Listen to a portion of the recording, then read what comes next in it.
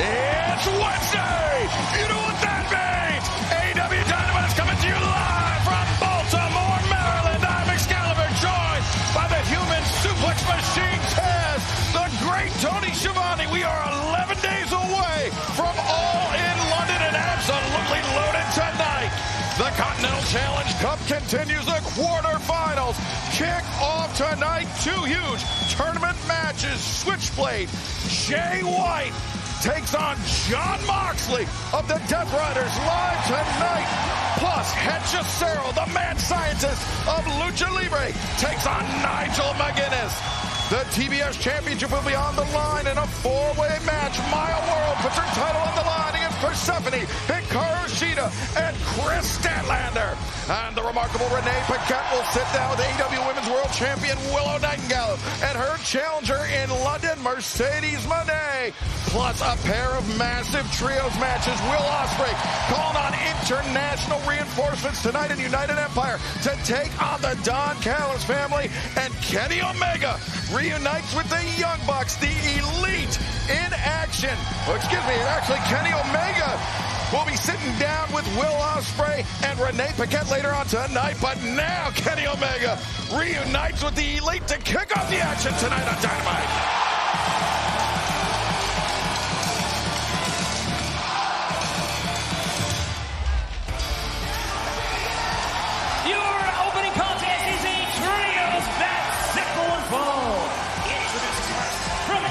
England, weighing 225 pounds, the aerial assassin, Will Ospreay! Will Ospreay just 11 days away from the biggest match of his life. But Taz, tonight, he is stepping into what very well could be a massive, massive trap laid by Don Callis. Absolutely, and Don Callis is the greatest at laying traps. So, you know, Ospreay's definitely got some good backup coming his way, though, Schiavone, so we'll see how this thing goes. Yeah, you know, we have seen this backup with him before. Second time he has turned to the United Empire. It was back in April that the United Empire came out to help him against the Death Riders. But I've said this so many times, Taz, isn't smart 11 days away from a big match, but 11 days away from arguably the biggest match of his career to take this match. Yeah, well, he's a competitor, and that's what 99.9% of professional wrestlers are going to do. Even if they have a huge match coming up like Ospreay does, you got to keep competing. You got to keep wrestling.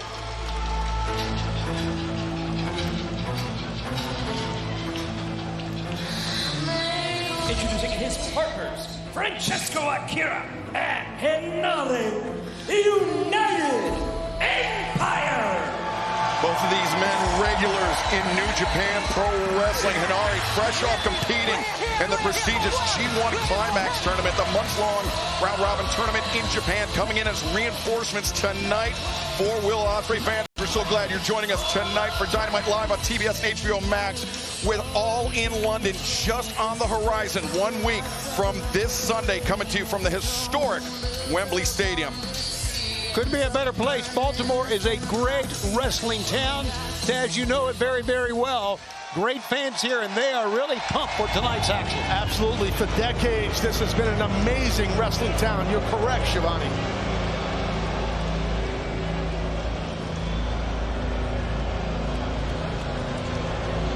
And their opponents, the Machine, Brian Cage, Rocky Romero, and the Murder Hawk Monster, Lance Archer. Well, Don Callis has taken full credit for the success, not just of Will Ospreay, but for Kenny Omega as well, calling Omega's first reign as AEW champion our reign, meaning himself, Don Callis, and Kenny Omega. And this match tonight, this pair of trios matches, is an attempt by Will Ospreay, by Kenny Omega, to put Don Callis out of their minds so both men can focus on the AEW World Championship match coming up in 11 days at All in London. But Taz, easier said than done. Yeah, it is. I mean, listen, Don Callis, he's not even out here. and Baltimore's basically saying what they think of him.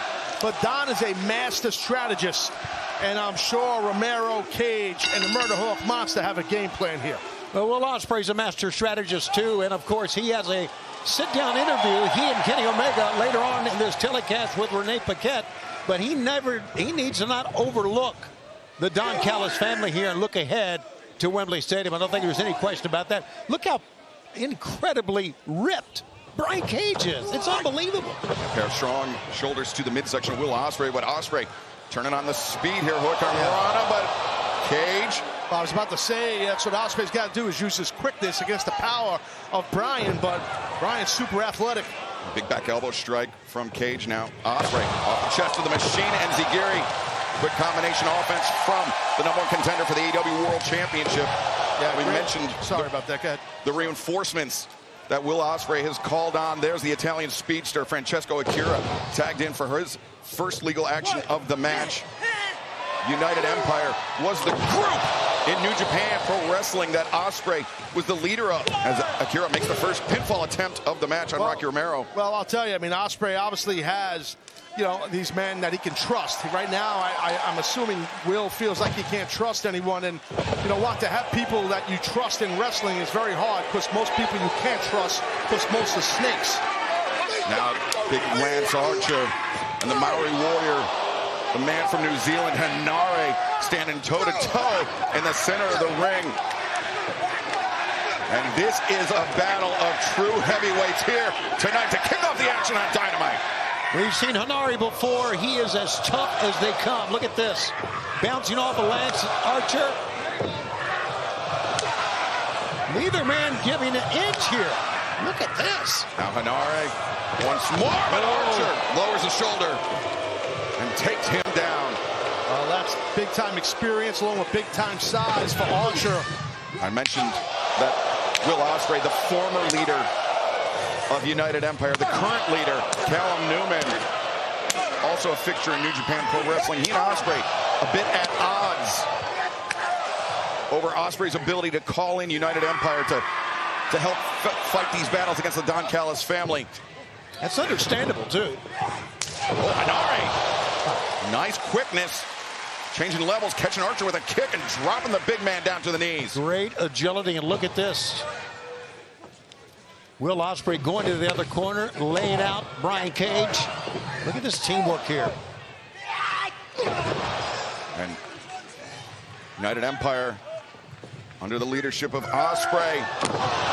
Tremendous teamwork. Akira, the cover, Lance Archer down for barely a 1 count. Well, yeah, you can see the chemistry, like you said, teamwork, and that's exactly what we're seeing here.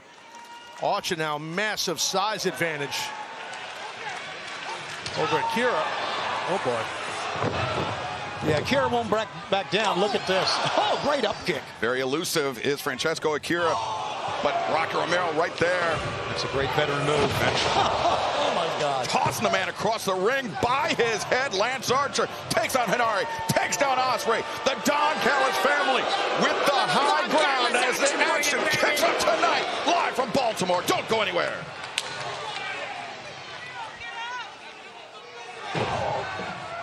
Tough spot to be between Brian Cage and Lance Archer, man. Yeah, I would not want to do that, for sure. I agree with you. And, of course, you've got that creep Rocky Romero on the outside as well. Yeah, I like that. That's a good action. He's a creep. There's some bicep curls here. Brian Cage getting a little pump. Straight bicep curls with the man's body. We've seen Cage do that before. Always impressive. I dare to find a better double bicep anywhere in the business, maybe even in bodybuilding. Mr. Nevada. He wears impressive. that. Yeah, how about that? A lot of big guys in Nevada. A lot of them. There's tons of them. I saw you popping a double bi in the mirror earlier today. Getting back in shape. Looking great, too, buddy. Thank you, buddy. Looking great. Thank you. Don Callis family looking great thus far. Francesco Akira, though, trying to get over to the corner, get some relief from either Henare or Will Ospreay. Romero doing a good job isolating Akira in the corner, a series of stomps. Yeah, Rocky Romero, a grizzled pro, doesn't make many mistakes in the ring. underrated pro wrestler, in my opinion, is Rocky Romero. You know, Taz, I agree. He has won championships in Mexico, in Japan, and here in the United States as well. And not many can say that. That's correct. And I've always been a big fan of Rocky's work, for sure. Double hammer throw into the ropes. Lance got him down. Rocky overcommitted for that one. What happens when your partner's 20 feet taller than you? That's what happens. And delayed vertical suplex. He said he never makes mistakes. Except for that part. Well, it was jinxed him. Well, it was Jinxed him. We'll pretend it didn't happen. It was during the commercial break. All right. Look at The this. fans on my AEW saw it, Tony. Oh, yes. Internationally, too. This is crazy. A shared demand for a vertical blood rush into his head. Wow. That is so impressive. And the worst thing about that, Taz, is the longer you're upside down, the more blood rushes to your head. But then when it comes shooting back out to the rest of your body, it's just pins and needles through all your extremities. Exactly. That's exactly right. Convert. Akira able to kick out.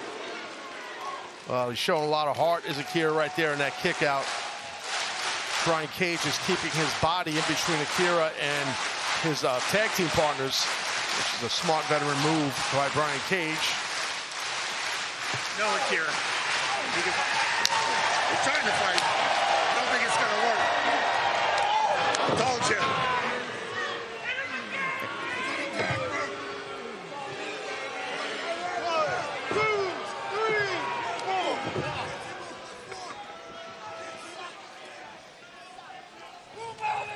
Welcome back to AEW Dynamite Live from Baltimore, Maryland on TBS and HBO Max. A massive trios match, an international affair to kick off the action tonight. Will Ospreay calling on reinforcements from United Empire in Japan to take on the Don Callis family. But Taz, as we've witnessed for the last few moments, the family just too strong for young Francesco Akira. Absolutely, they have singled out Akira. Oh, that was a mishap. Good quickness by Akira to get out of the way. Whoa, what an elbow drop. Well, Cage realized that he was trying to get over there to tag one of his partners in and shut him down. And Akira just through the body, through the leg at Brian Cage. He just won't slow down. He won't give up. Stunned him enough, but now in comes Henare. Man who looks at home, as at home inside a rugby field as he would inside a wrestling ring, and he is taking the fight directly to Brian Cage. Cage into the ropes. Oh, but Henare, great reversal, 2, and Cage able to kick out. Showed great power and strength right there. So we take another look at this. Henare went for the kick. Oh, wait a second, back to live action. Discus lariat attempted. Wow.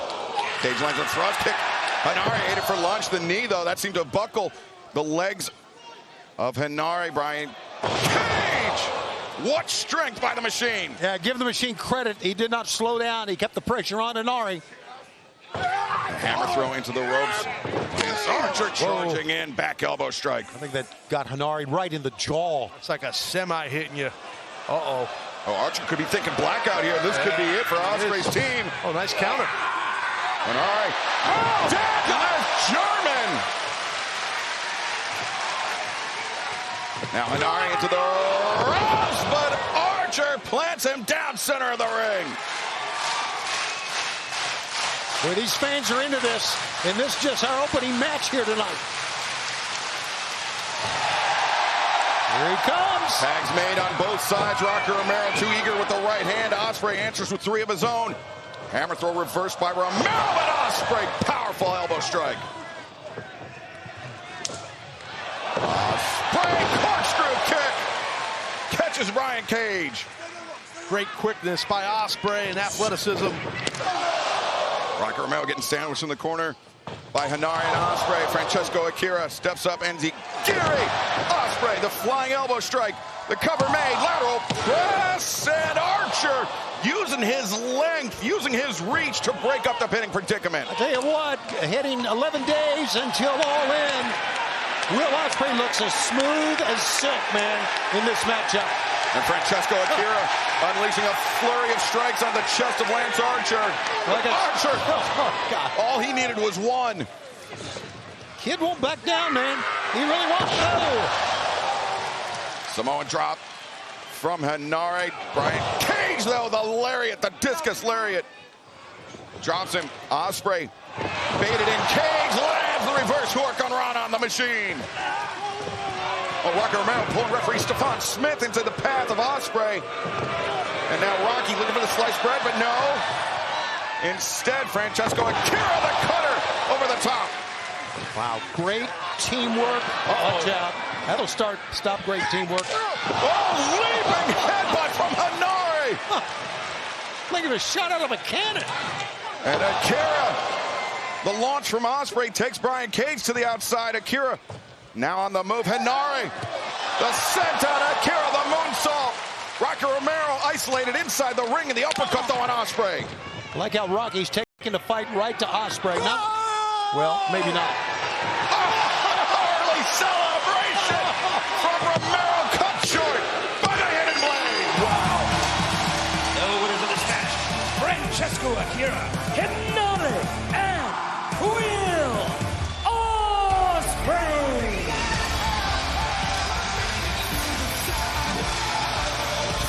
Remember, still tonight, we will see the Elite taking on the Don Callis family and the sit-down between the AEW World Champion Kenny Omega and his challenger in 11 days' time, Will Ospreay.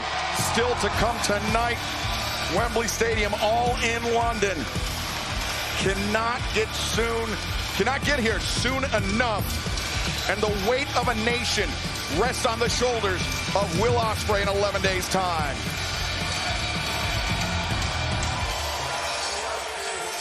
One week from Sunday, live at Wembley Stadium, around the world on pay-per-view on HBO Max.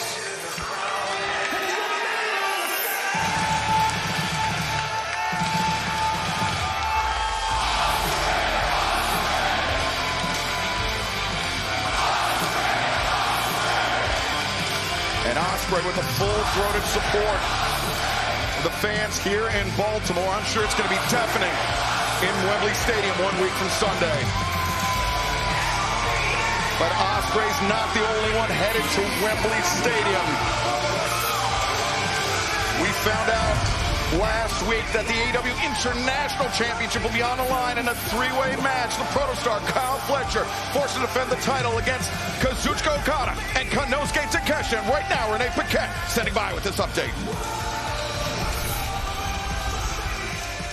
Ladies and gentlemen, please welcome the Rainmaker, Kazuchika Okada. Okada, last week we learned that at All In, Kyle Fletcher will defend his international championship in a three-way match against yourself and Takeshita. Don Callis tried to put a positive spin on this, all but ensuring that the championship stays within the family. And, of course, Kyle Fletcher was a little bit less convinced of this. What's your take of that? Renee, I will always say that nothing is more important than family. Unlike Takeshita, who had to leave the Don Callis family because he was so selfish. And I'm confident that Kyle Fletcher is too smart to make the same mistake. He knows that what I said last week is true. The only thing that matters is that the international title stays in the family. And if that means Kyle retains his title, I'll be happy for him. But if it means I become new international champion, I expect Kyle to be happy for me. And he can raise my hand in the center of the ring. Well, that all being said by Kazuchika Okada, let's bring in, ladies and gentlemen, the international champion of AEW, Kyle Fletcher!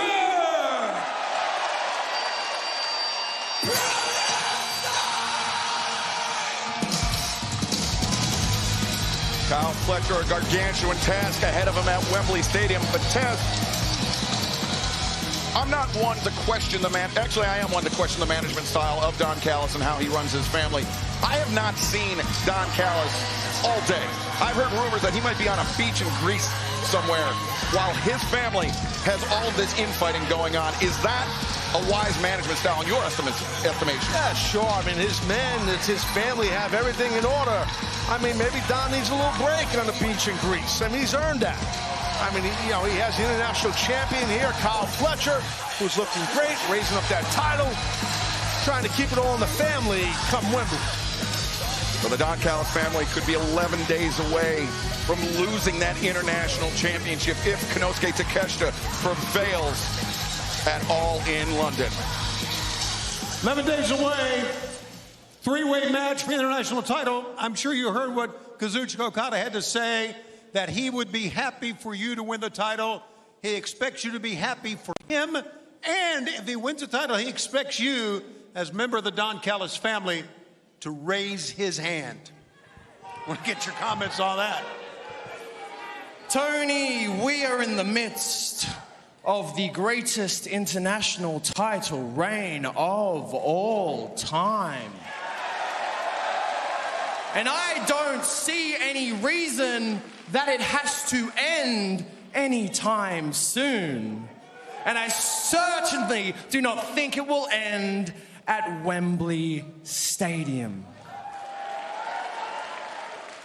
But Okada did say that family means everything. And I do agree with that, actually. You know, Don Callis, he has done so much for me. And I owe so much to him, and this is his plan, this is his design, and I trust him with all my heart. Yes, I do. So I'm willing to go along with this plan.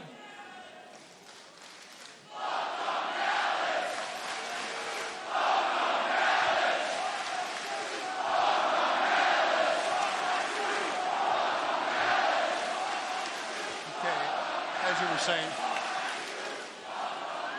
But, Okada, you need to know your role in this. If you are a man of your word and family is as important as you say it is, then you will have no problem having my back and making sure I retain the international championship. And there is one more thing that myself and Okada can agree on, Tony, and that's that we hate Konosuke Takeshita. Now, Takeshita, I don't know where you are right now, probably still licking your wounds after losing the G1 tournament. Congratulations, by the way. But I think you are the most selfish, narcissistic jerk I have ever met or had to interact with in my...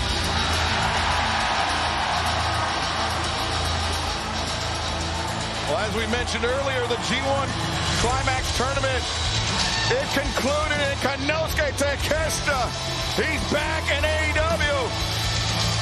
And he's ready to reclaim that AEW International Championship. And Taz, to me, it looks like he's fixing for a fight. Yeah, definitely you could see Takeshita's face. I don't think he's looking to have a conversation here with Fletcher.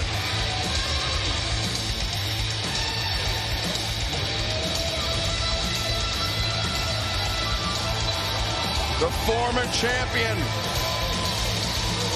staring daggers into the eyes of the current AEW International Champion. And I think they're going to knuckle up right here. Here we go. There we go. Up to the races. Right hands flying from both men. Fletcher, the half and half. And now he's lined up Takeshita, but Takeshita ready for it. Blue Thunder from Takeshita.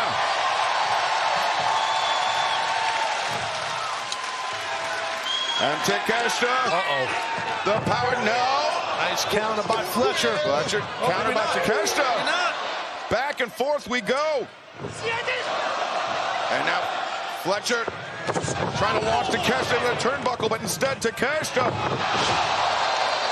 Poison Rana on the international champion and Takeshita. Oh no, watch out. Power drive knee from Takeshita. And Takeshita, he's not done. He's got Fletcher up. Raging fire.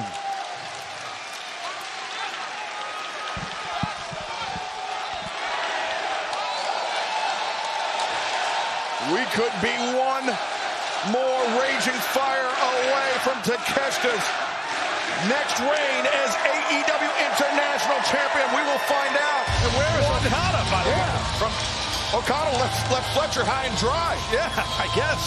To be honest with you, I think it's a smart move. Stay out of the line of fire and wait till all end. Well, for Takeshita, All In London can't get here soon enough.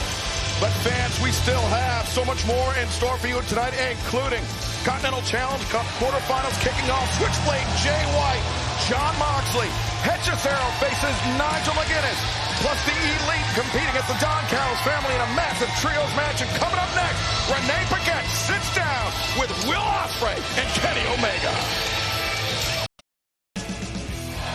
Welcome back to AEW Dynamite live from Baltimore, Maryland. A great crowd on hand, and tonight they will witness the TBS Championship four-way match. My World puts the title on the line against Chris Statlander, Persephone, and Hikaru Shida. But earlier today, our colleague Renee Paquette had a chance to sit down with both champion and challenger, who will meet 11 days from now at All In London for the richest prize in our sport, the AEW World Championship.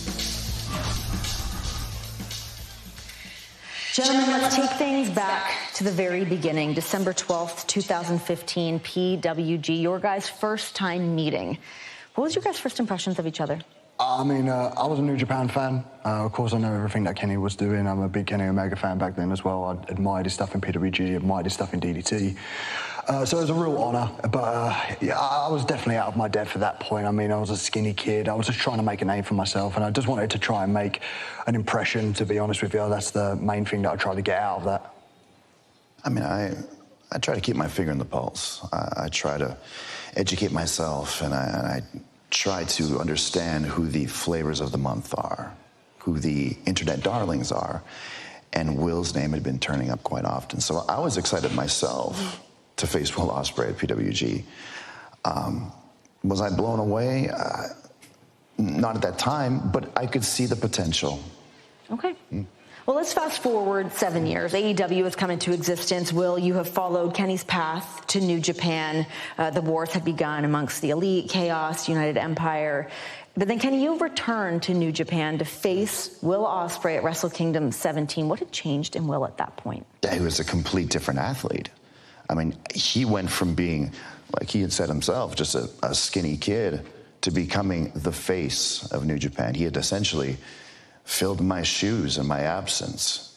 So a lot of people looked at it as, oh, this is Kenny Omega coming back to see if he can defeat the new face of New Japan, the new best gaijin.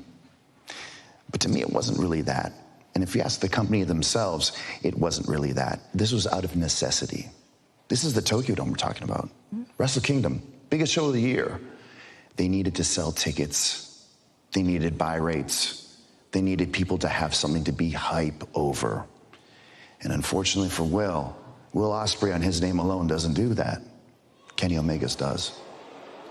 I mean, Kenny talks about breaking records and smashing attendances. I mean, that's all well and good when you're building a company off of the broken back of guys like Tanahashi and Naito and Okada. And I'm not saying you didn't do your part, man. You smashed it. You was the man. But you never worked under the restrictions that I worked under, because your version of COVID and my version of COVID were two completely different things. The company went into nearly a recession. People were pulling funds. The boys had to take pay cuts. You when you're doing your COVID, you probably did 3-hour drives. I had to do 15-hour flights. And then after those flights, I had to be put in hotels no bigger than a broom closet for 2 weeks, not allowed to go outside. And then when I was allowed to go outside, you were performing to people in forced silence. There's a difference between me and you there, because you could never handle that type of pressure. You could never be in those type of situations. You were fine playing to all of the AEW guys and wrestling to all of the guys that are just around the ring. They're all marks for Kenny Omega, man. That's an easy day at the job. But for me, it was difficult. Half the roster was starving, man. Our hands were shackled together, yet somehow I and the United Empire and everyone on that roster were able to breathe life into New Japan Pro Wrestling. So please do not give me any of that attendance, any of that, because the reality is you could never handle that situation. You can never be in those situations. You make it sound like your situation was so unique. Well, we had the exact same situation here in America. Yes, I took the 3-hour drive. So what? But the fact of the matter is, we didn't have fans in our arenas either. And the fact of the matter... Got back a lot quicker than we did. And the fact of the matter is, Will, even if you had fans in the building, would they really have been that loud for you? Okay, let me just interject here. Let's move forward 5 months past that to Forbidden Door 2023. Will has joined the Don Callis family. Yeah. Look, everybody knows by now my history with Don Callis and the Don Callis family. When Don promised me gold, when he promised me success, and I started to see AEW Championship gold, IWGP Championship gold, TNA Championship gold, AAA Championship gold, I had no reason but to believe he had my best interest in mind until I finally saw it for what it was really worth. And then I could become a cautionary tale for guys like Will, who I had grown to respect, who I had then found a common bond between myself and Will, who had been through similar situations, except he didn't have to make the same mistakes that I did. But of course, Will Ospreay knows better than me, right? And he just had to go and recruit Don Callis for the match that was the rematch at Forbidden Door. You embarrassed me. You came into New Japan and you tore apart my life in front of so many people that I worked so hard in front of, man. It was 80% you and it was 20% me, and I know that. You showed me no mercy. You showed no remorse for any of that. I still have scars on my head from when you DDT'd me into the top corner, mate. And how is that so much more different from when you went into my backyard and disrespected my country, my homeland, when you disrespected me? You deserved it. You say that now, Will, but I don't think you're so proud of that victory, because if you really go back and you look at the history books, did I use Don Callis in that match at the Tokyo Dome? No, I didn't use Don Callis. But you had no qualms about using Don Callis in our match at Forbidden Door. It keeps me up at night, mate. You realize how much that keeps me up? 3 years has gone by, and I still think about that night. That was meant to be one of the happiest moments of my life. I climbed the mountain that was Kenny Omega. And instead, everyone online, everyone, is saying, oh, he didn't do it by himself though, did he? It was all Don Callis. So that victory meant nothing. It was tainted, Will, but you know what? Here's the best part. Hearing you say that right now, it allows me to tell you, right here, right now, I forgive you.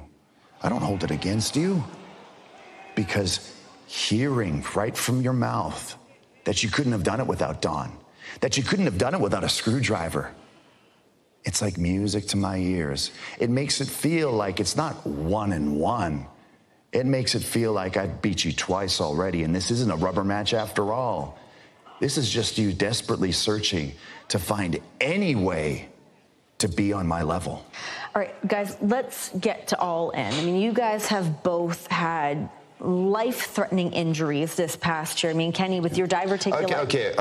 Yes. If it isn't you talking about the diverticulitis, it's Excalibur, or it's Taz, or it's Don Callis. I get it. My life changed. Things got complicated. I can't train the way that I used to. I can't move the way that I used to. I can't eat the way that I used to. But that forced a change upon me that made me a better wrestler. It made me a better person, because I had to stop using this and I had to start using this. I'm smarter now for it. But what about you, Will? Can you say you're a better wrestler now after breaking your neck? Can you say you're 100% comfortable in your own skin, knowing that you had a surgically repaired disc in your neck? Wait, discs? 3, am I right? 3 discs in your neck?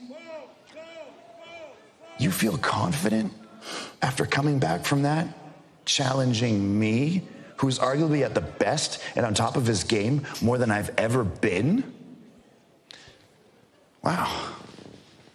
I'll hand it to you, Will. You got quite the confidence on you, quite the chip on your shoulder. You know what, Ken? Hearing how much my words cut you deep when I said, it's a shame you're giving up on yourself. I couldn't help but think about that. Because when I talked to you at Dynasty, and I gassed you up and I said you were my hero, you hid at home for 4 weeks. And then the next pay-per-view, I said, don't give up on that world title. And you hid at home for 4 more weeks. It's funny that the moment I tell you that you're giving up on yourself, suddenly there's this spark and there's this energy for you to go and succeed and go grab that world championship. And it's not because the words cut you deep, it cut your ego. Because coming from a guy like me, someone that you've never looked at as anything more, and you just said in all the things that you just said there, you've never seen me as your equal. You've always seen me as underneath, haven't you? You make it sound like I'm going with the ego here, Will. Is it really me with the ego, or is it you with the ego? Because really, when you think about it, no, listen to this. When you really think about it, is it that you really wanted me to win out of the kindness of your heart, Will? Or did you know how much I was struggling on the inside? How much pain I deal with every single day of my life to be the wrestler that I am today? You wanted me at a weakened state because to you, beating me was easier than beating MJF. It's bollocks. That's bollocks, and you know it is. I want you at your best. I want you at your most ruthless, because if I can't be that version of Kenny Omega, I don't deserve this. This is the biggest night of my life. Wembley Stadium, in front of my family, in front of my wife, in front of my mum, in front of my kid. This means so much more to me. It means so much to so many people. No Englishman ever has ever won a world championship on home soil. I have the chance. Me, the guy that blew every single responsibility that no one then knew how to handle that responsibility. Now it's being put onto me. That's right. That pressure. And like you said, every time I put in the pressure cooker, I crumble. I can't crumble now. I have to be better than you. I have to do it away from Don Callis. I have to do it away from the Death Riders. I have to do it by myself. And I know I can do it because it's been a 10-year chase. A 10-year chase to try and be just as good as you. And I'm not satisfied with that anymore. I'm not satisfied until I beat you.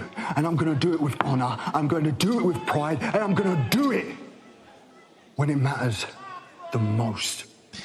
The last time it mattered the most, Will, was 2023. At that time, too, you tried to do it on your own, and what happened, Will? You failed. You failed.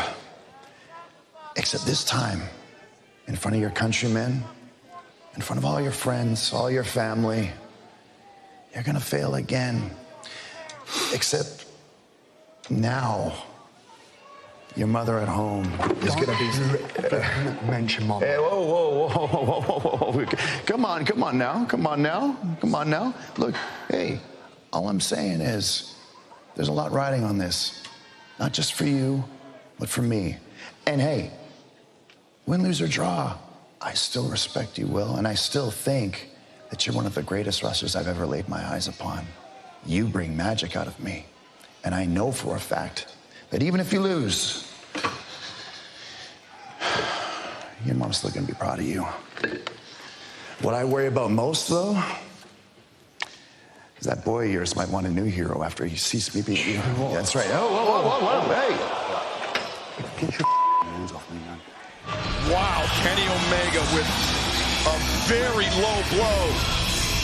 Some parting words for Will Ospreay, but 1 week from Sunday, the AEW World Championship match at All in London, Wembley Stadium, Omega, Ospreay. But still to come tonight on Dynamite, our main event. gargantuan trios match. Kenny Omega and the Young Bucks taking on El Clone, Davis, and Doyle are right now the TBS Championship title match. This bout, brought to you by DC Studios Lanterns on HBO Max, is a four-way match for the TBS Championship. Introducing the challengers first, from Kanagawa, Japan, Hikaru Shida. Let me say this before this match gets underway. Kenny knew how to push all the buttons there, didn't he, Taz? He definitely did. I kind of respect what Kenny did. He kept his composure. I mean, Ospreay has his emotions on his sleeves. That's why a lot of people obviously love Ospreay. But, man, I'll tell you what. I mean, I'd give, if you're competing on that one, keeping score, I'd give that one to Kenny, just my opinion. Yeah, Will Ospreay very open about his family and how much they mean to him, and Kenny Omega effectively weaponizing it. Next from El Paso, Texas, she is the CMLL World Women's Champion, Persephone. Well, Persephone and Hikaru Shida seem to have formed a very formidable tag team that may have disintegrated last Wednesday night. Let's take some comments. Here's some comments from After Dynamite. I can see right through you. You try to take me out before our four-way? All what you have to do was holding Maya, and you couldn't even do that. You're gonna have to watch me become the new TBS champion. お前を真っ先に脱落させてやるからな。クソ女。Well, 1 week ago, these two women were on the same team. Tonight, it's everyone for themselves. From Long Island, New York, Chris Statlander. And Chris Statlander, former AEW Women's World Champion, former TBS Champion, picked up an impressive victory this past Saturday night at Collision en route to this four-way match. And Statlander very much going to have the deck stacked against her, running afoul of both Hikaru Shida and Persephone in recent weeks. Yeah, Statlander looked great. She looked really solid. I think right now she's wrestling her best. And let's see if she can procure that title back around her waist.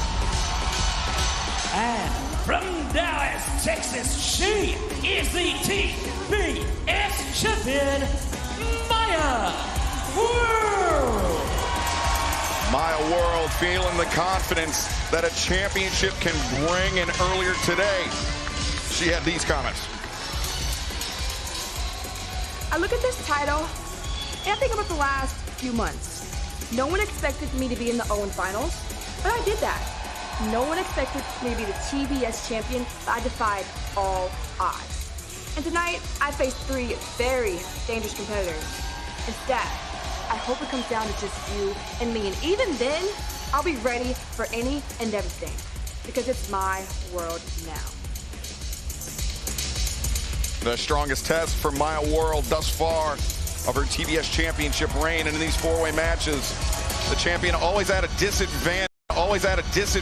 Because she does not need to be involved in the finish in order to lose the title. Yeah, always dangerous when you're the champ in a multi-person matchup like this. Fans, tonight's match is presented by DC Studios Lanterns, Sundays at 9 p.m. on HBO Max. As Persephone and Maya World getting started here, and Chris Statlander, the high roundhouse kick. I think Maya tried to catch a quick one on Persephone to try and end this match quick. I think that was smart by Maya, but it was a good counter. It didn't work. Well, we saw the comments earlier with Persephone and Shida, but they have worked very well together before. Shida was looking for an eye poke there. Chris Statlander was ready for it. And it was not so long ago that Chris Statlander and Hikaru Shida were working well together as a tag team, but Hikaru Shida seems to be the piece that leads to those undoing of those duos. Nice enziguri, though, sends the former AEW Women's World Champion, former TBS Champion Chris Statlander down, and the current champion Maya World sends Shida out of the ring. A lot of confidence in the TBS champ, and of course, she hopes they can take out Persephone, they can take out Shida, and it gets right down to the two fan favorites here, Statlander and Maya World. This is what Maya needs to try and do, is have one opponent in this thing to try to win the match.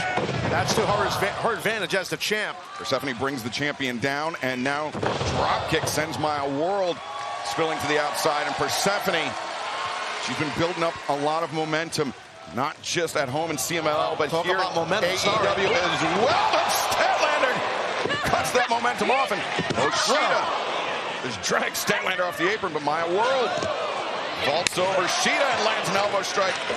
Meanwhile, though, behind her, Persephone, the running kick, and Persephone out to the floor. Wise move, returning the champion to the ring, but Statlander cuts her off at the pass.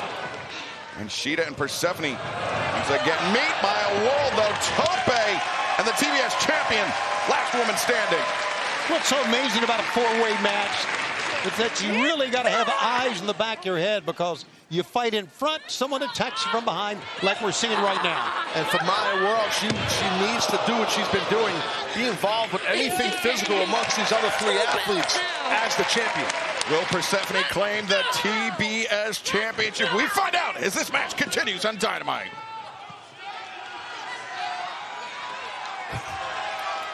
Now, right now, Maya's hurting, and Shida sees an opportunity.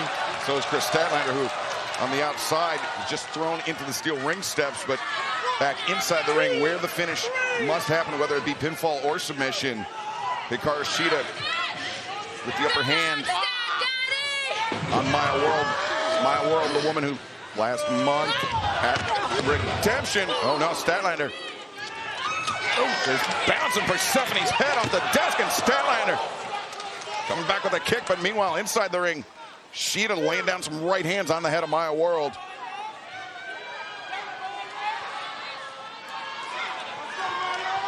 And Taz, it was just a few months ago that Maya World experiencing unimaginable tragedy in the loss of her brother, but then turned that to something powerful, turned that into inspiration that allowed her to proceed to the finals of the 2026 Owen Hart Foundation Women's Tournament. And that's where we saw her confidence really blossom. Absolutely, the emotions turned right into her performance as a creator, as an athlete, as an artist, as a pro wrestler. Sometimes when you're dealing with real life tragedy, that in a weird way between these ropes is very therapeutic. Right, and it can go either way, Taz, as you know, but she made the best of it. Oh, and it shows exactly what the champion's made of. Big elbow strike by the former champion, Hikaru Shida. Shida just slapping, she's done this a couple of times now, just slapping the champ around. Statlander sweeps the legs of Shida out. No, sent Shida into almost the corner of the steps. And now Maya World, roll up, inside cradle. Great move, almost won it. Yeah, I think Maya was playing possum for a second, but Stat able to kick out. Watch out. Persephone diving cross body. And Statlander able to kick out.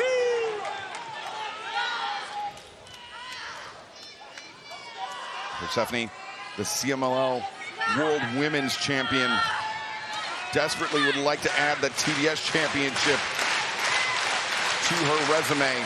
I know she's trying to grind down Stat. I don't know. I would hit moves and try to get near falls and covers while there's no one else out here except for Statlander. Like this. Welcome back to AEW Dynamite. The TBS Championship on the line tonight in a four-way match. Right now, Persephone with the advantage on Chris Statlander inside the ring. The other two competitors, Hikaru Shida and TBS champion Maya World on the outside. And Tony, we mentioned the finish must take place inside the ring, whether it's a pinfall or a submission.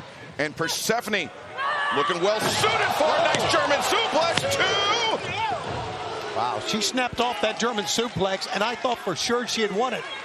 Well, I had the leg of Statlander trapped, too, and it makes your grip tighter when you do that, which is a good thing on a suplex. Maya World in with the Kamadora and the stomp. But unbeknownst to her, Hikaru Shida in from behind. Oh, that's rough right there. When your feet hit the buckle, it just vibrates your spinal cord big time. You'd almost rather hit the mat than that happen to you. Easy for me to say. That's your first day with a new tongue. Yeah, I think so. Rising kick from Maya World caught Hikaru Shida on the ascent. Now Maya looking for a superplex, but Persephone in. Wasted too much time trying to get the grip up on top. Oh my God. Oh, but Statlander I'm not sure Persephone saw her coming. And Statlander, German suplex on Maya. And meanwhile, Hikaru Shida, missile dropkick, nobody home. Roundhouse, stunning Shida, Persephone, and Shida with a sweep of the leg, and 2 for 1 for Chris Statlander, twice in a row, quick succession. Stat is looking great, but she needs to try to win the match here. She's got 2 women down.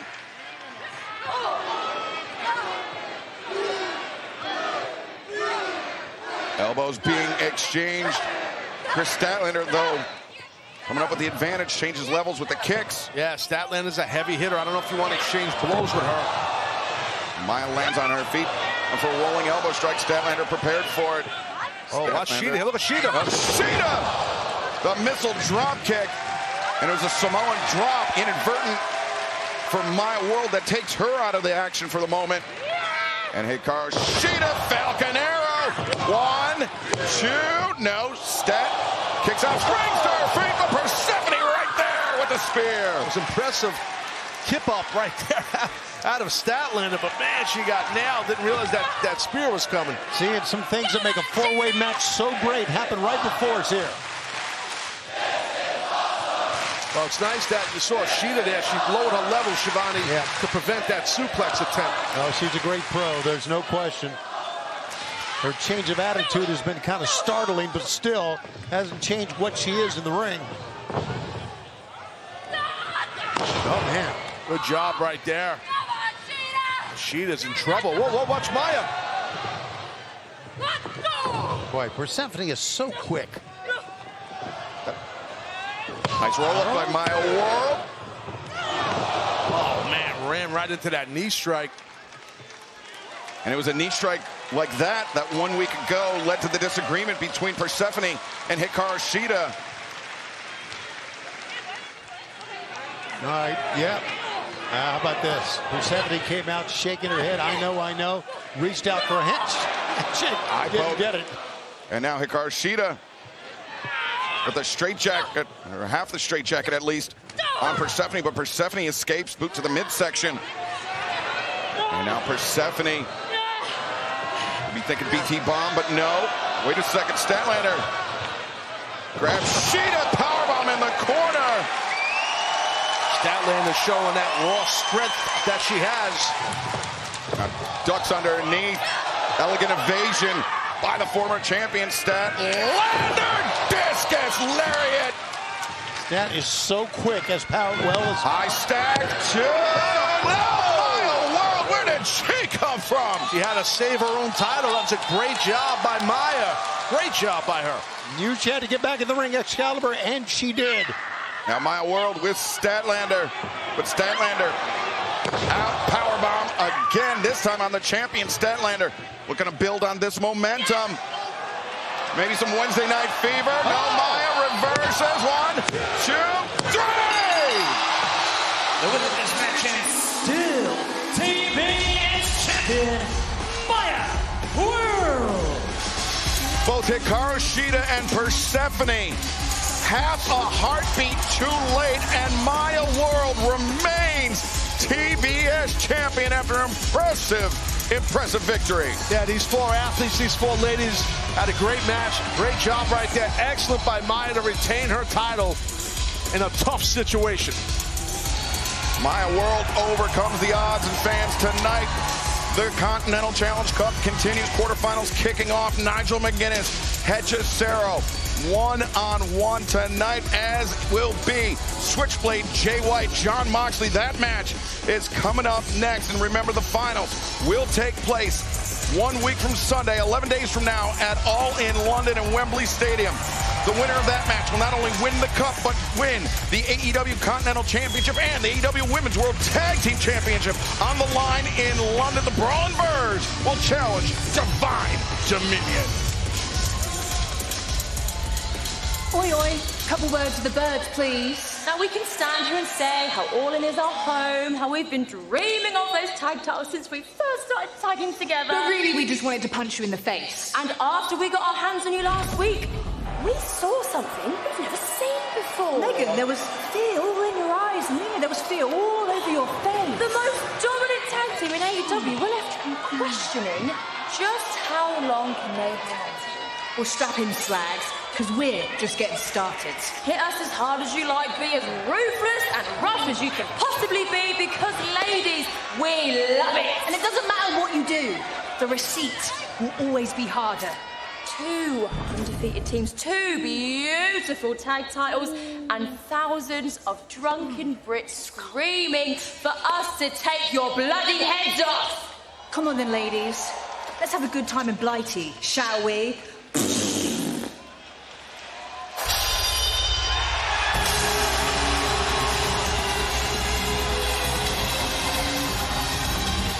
This is a quarterfinal match in the AEW Continental Challenge Cup. Set for one fall. Introducing first from Auckland, New Zealand, weighing 222 pounds, Switchblade Jay White. Last week at Dynamite, Switchblade Jay White defeated longtime rival David Finlay to advance to the quarterfinals, but Taz, eagle-eyed viewers may have noticed that Jay White did not escape that match unscathed. Finlay injured the neck of Jay White back at Redemption last month, and then continued to target the neck of White all match last week. It was a smart strategy by David Finlay for sure. I thought they had an excellent match for sure. Somehow, some way, Switchblade Jay White persevered. Here he is right now, getting ready to do battle in the quarterfinals of the Continental Challenge Cup. A blind draw for all 8 winners to move on to this round, and oddly enough, even though he suffered a lot of punishment, Jay White wanted to face Jon Moxley. This is the match that he wanted. Yeah, listen, got it. Jay White is loaded with resiliency and fortitude. He's triple tough. He's battle tested. He's a veteran. I'm pretty sure he's just about 100%. Of course, Tony, you mentioned the blind draw in all matches except for the finals in the Continental Challenge Cup, but also there's no outside interference, no time limits in the Continental Challenge Cup. Let's go back to the ring of the Dapper Yapper, Justin Roberts. And his opponent from Cincinnati, Ohio, weighing 231 pounds, he is the AEW Continental Champion, Jon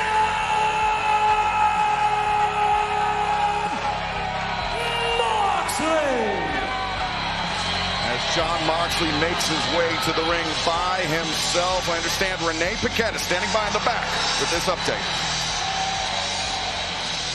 All the buzz is all about All In right now. You can already feel the shift in energy as we edge closer and closer. This is such an unpredictable tournament, but tonight, 2 huge opportunities to advance, as well as Collision. We've got 2 second-round matchups, Claudio Castagnoli versus Eddie Kingston, as well as these 2 men keeping an eye on the competition, Orange Cassidy versus Kyle O'Reilly.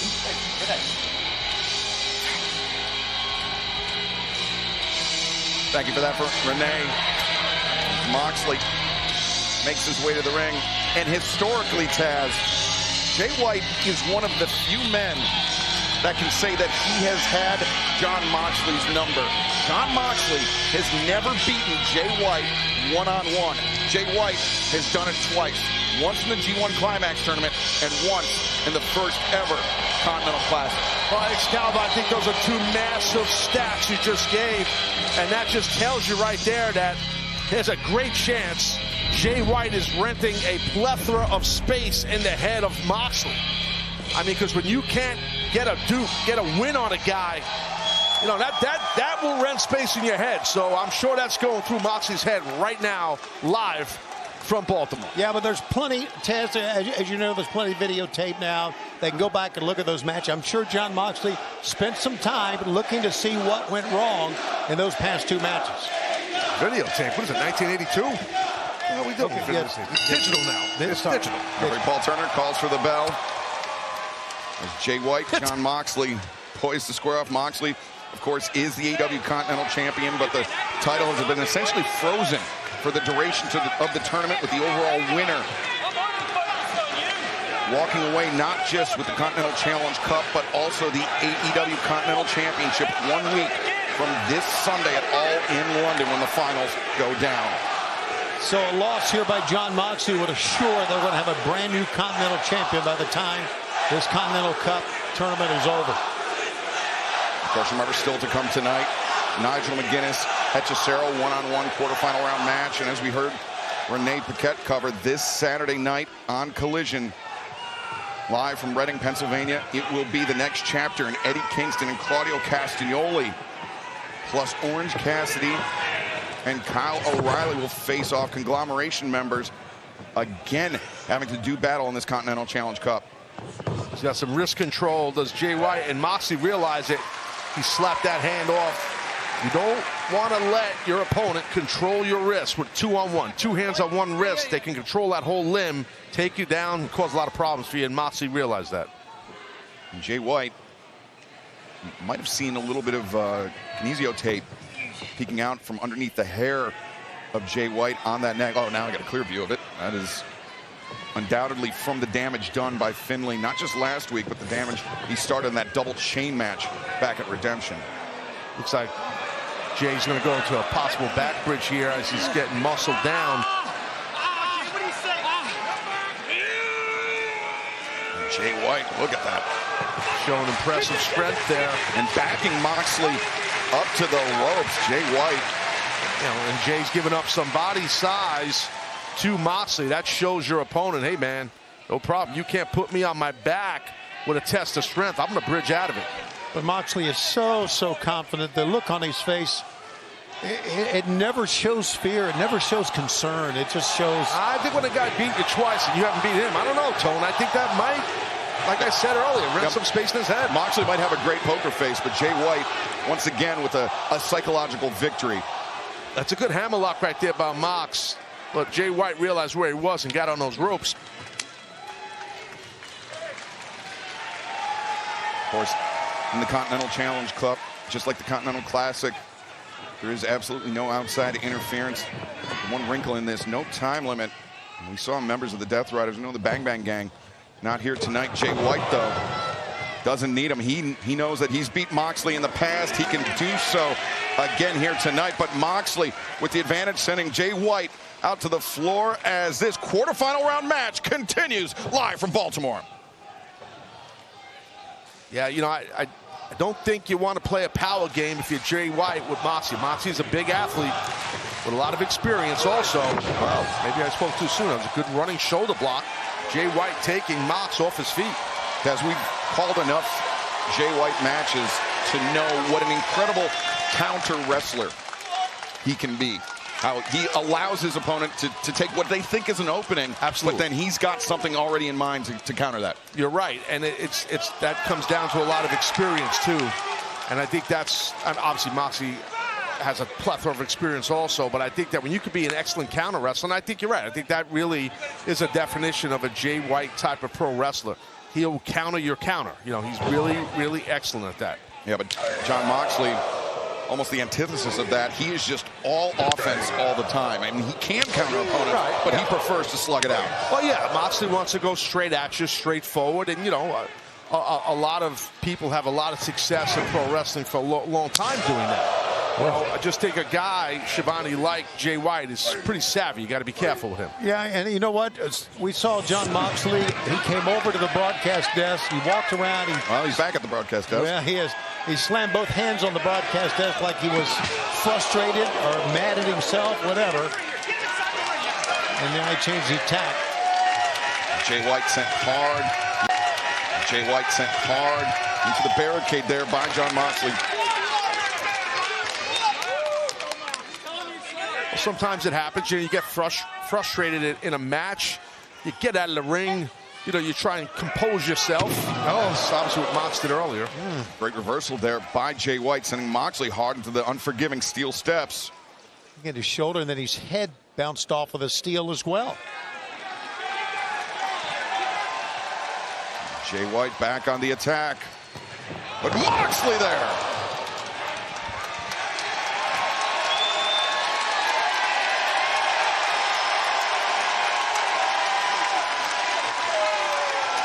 Jon Moxley, in the blink of an eye, changes the complexion of this match, Tony.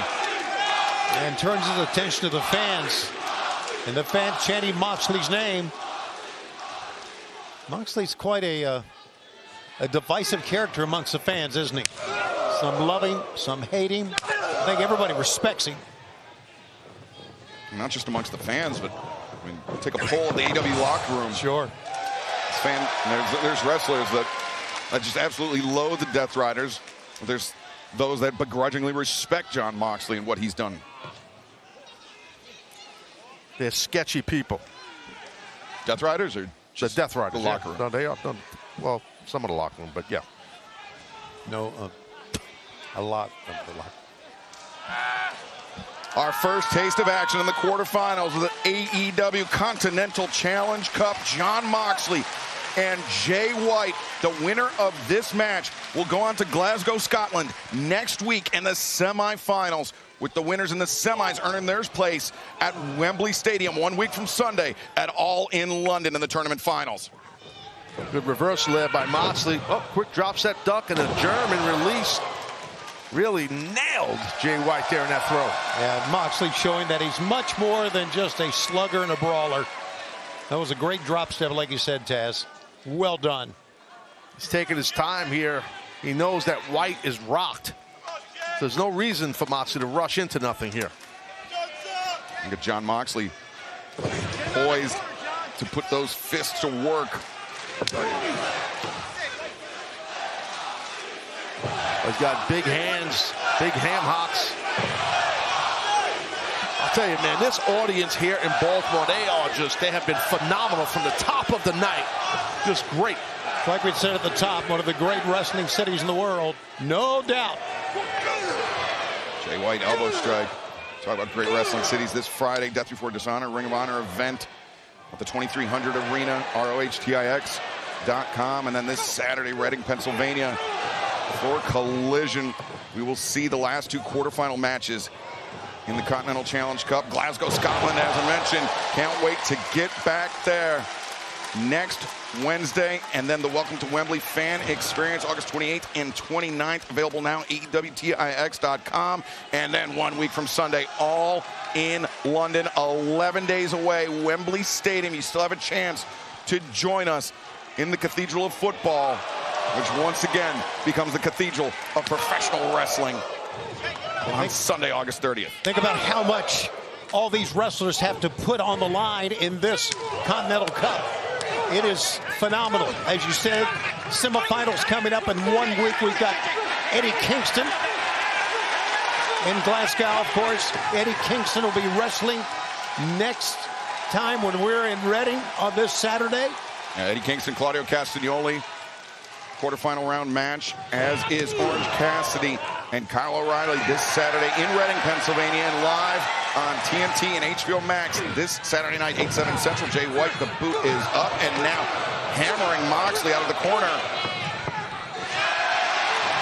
Oh, Jay White changed levels, kicked at the kneecap of Jon Moxley, and that's Hurricanrana from Jay White. Not often you see him do that, but he felt the opening. He's going to go up top here, Excalibur. No, he fooled us. To the floor, Jay White continuing to apply pressure. I think it's just amazing how much these guys are putting on the line here. When you think about there's a sudden death, every match there must be a winner. No time limit. A lot of pressure. A lot of pressure. Absolutely. There you see the Continental Cup. That's right. This is not like the Continental Classic, which is a round-robin tournament in the group stage. This is win or go home for Jon Moxley and Jay White. Yeah, we'll have one more draw for the semifinals after we finish Collision on Saturday and get our 4 winners. And the fans are chanting, "This is awesome." And I agree, since the start of this cup. Jay White, Jon Moxley, both men showing the fatigue, not just this match, but the tournament thus far. Jon Moxley, oh, wait a second, Blade Runner, no, Moxley. Yeah, great counter by Jon. Just get out of it. He hit a under and overthrow right there, an overhook and an underhook into those buckles. Moxley getting hung up in the ropes. Jay White, lateral press. Moxley able to kick out. Jon Moxley, we capped off our program last week, Tony, with an impressive victory by Moxley over Jungle Jack Perry to advance Moxley to the quarterfinals. It was a bloody matchup. We won't forget it. A handshake at the end of it. A lot of respect for both men. Look at Moxley getting low here, though. And Moxley trying to anchor himself down. But Jay White continuing to attempt to press the attack now. Changes over. He's got Moxley. Both arms captured. And a shout out to Yuji Nagata. And then one fell swoop as Jay White. Jay White's got Moxley, and Moxley trying to rotate, trying to lunge his way to the ropes and break it up. And Tony, you mentioned there's no time limit in this match. The action continues live on Dynamite. Don't go anywhere. Well, definitely that will tear apart your bicep or tricep when you get your arm stretched like that. So you see Moxley's in a lot of pain here right about now. Yeah, you see Paul Turner checked on him. Jay White over the top, comes crashing down on Moxley on the outside. Man, I understand in a match like this, the emotion gets the best of you, but if I'm Jay White, I don't know. I'd keep it in the ring. Just outside with Jon Moxley never seems to be a good place. Oh, Jay White hammerlocked that arm and sent Moxley shoulder first into the steel steps. Like I said, it's good to be outside beating up Jon Moxley. Jay White just taking the measure of Jon on the outside. Taz, that's a dangerous game to play with Jon Moxley on the outside. Typically, he will have the advantage there. Yeah, no, I agree with what you're saying. But right now, I mean, Jay White is looking really good on offense, and that arm is screwed up. That left arm of Mox is in pain, and Jay is all over it. Moxley begging off that time. Did you notice? I don't think I've ever seen him do that. Back up, put his hand up, say, wait a minute, wait a minute. Yeah, we know you don't know what's going on. It could be his tricep, his shoulder, it could be his bicep, his elbow. But right now, Jay White knows where the problem is, and he's attacking the hell out of it. Flatten him out. I mean, you want to get down if you can. I mean, Moxley's a big guy, but you want to try to flatten him out. I think that's what Jay wants to do. But Moxley widening his base to try to prevent that from happening. But Jay White, you can see using his form. Nope, Moxley. That was smart by Mox. The roll through was real smart. Look at this, man. What a competitor. Moxley pile driver. That could be it. What a competitor Jon Moxley is. That definitely could be the end of this match if he gets a cover, meaning he being Moxley. That was a desperation power drive. You can see that Moxley just fell over on his front side, guys. He is in so much pain, but he was able to execute that power driver. With the damage done to Jay White's neck, a quick pinfall attempt could have ended the match for Moxley in Moxley's favor. But no pinfall attempt was made. Both men struggling to get upright.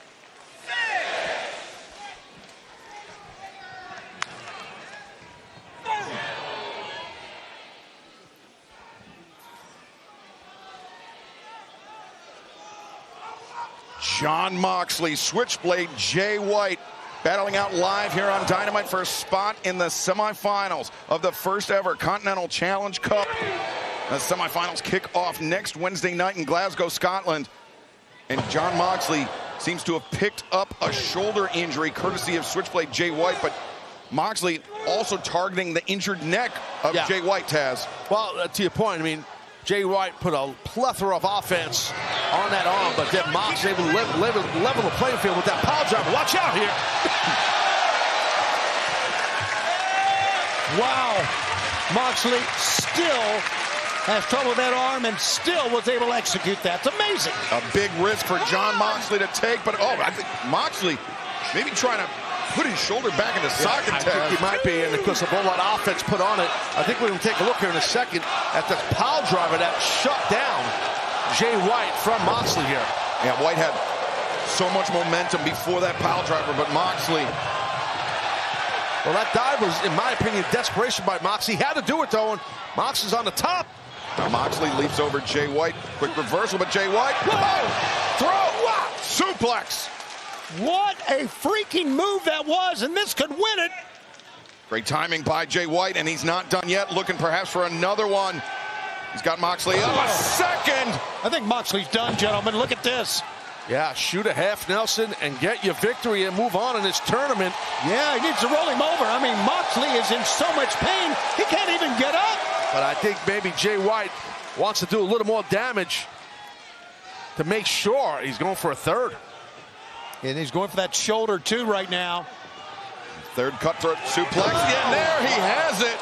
Great job, Switchblade. Oh, but Jon Moxley not out of this one yet. No! God. And Jay White was ready for it. And Taz, that's the counter wrestling of Jay White we were talking about, baiting in Moxley. Yeah, Moxley had some adrenaline flow. Oh, nice counter to a double wrist lock there. Good job by Mox. Now Moxley, the Bulldog choke. It's in tight, but Jay White immediately up to his feet. Smart defense, but now a fourth. Oh, my God. Suplex. I can't believe it. Moxley's still on his feet after the fourth one. And Jay White. Uranage here. He's going to get him. Plants him. Two. No, Moxley. Well, Jay White really laid it up. But I mean, 4 of those throws, I believe, was 4, right? That's what we counted? It was 4, yeah, and then he followed up the Uranage. Gentlemen, we could be here for a long time tonight. Remember, no time limit. Must be a winner. And we got a second one. Get your DVRs ready. There's a second Continental Cup match coming up tonight. Jay White. Oh, God. Can Moxley withstand this? Moxley on the tippy top rope. Superplex. Taz, that was as well executed as superplex you're going to find. Yeah, I mean, man. But Taz, I just looked off the monitor into Jay White's face. It was a huge wince on the face of Jay White. Look how he came down on his neck. Yeah, when you land on your neck, it also will hit your core, your body. I mean, you land on your back from that high and you're blinded. You're landing backwards. Right, Jay White could be thinking Blade Runner here, but Moxley, look at the desperation. Left hands into the jaw. Now headbutts. Moxley used his entire body to fight back with a bad wing. Moxley on the move, but Jay White ready for him, the elbow. But Moxley. And Jay White, footsteps behind him, Blade Runner, no. Moxley. What a match. No, counter by Jay White. Oh, photo finish. Just missed it. What a hell of a match these two men are having, but man, they just missed that. Just missed it. Give Paul Blade Runner. Give Paul some credit, man. Moxley going out of bounds. Smart. Whether it was intentional or not, it could be a tournament-saving, a title-saving move by Jon Moxley. Yeah, but look how quickly Jay White brings Moxley back in. Wait a second. Moxley rolls over. Gator roll. And now Moxley changing up his grip. He trying to break the hands away of Jay White. Jay doing some hand fighting to get back and rolling over. It's an amazing match, gentlemen. Moxley now into the Bulldog, and he's got Jay White flattened out center of the ring. But White once again back up to his feet. He's there. Oh, he was almost there. Moxley raked the ice. Oh, wait a second, changes his grip. Death Rider. It's got to be it.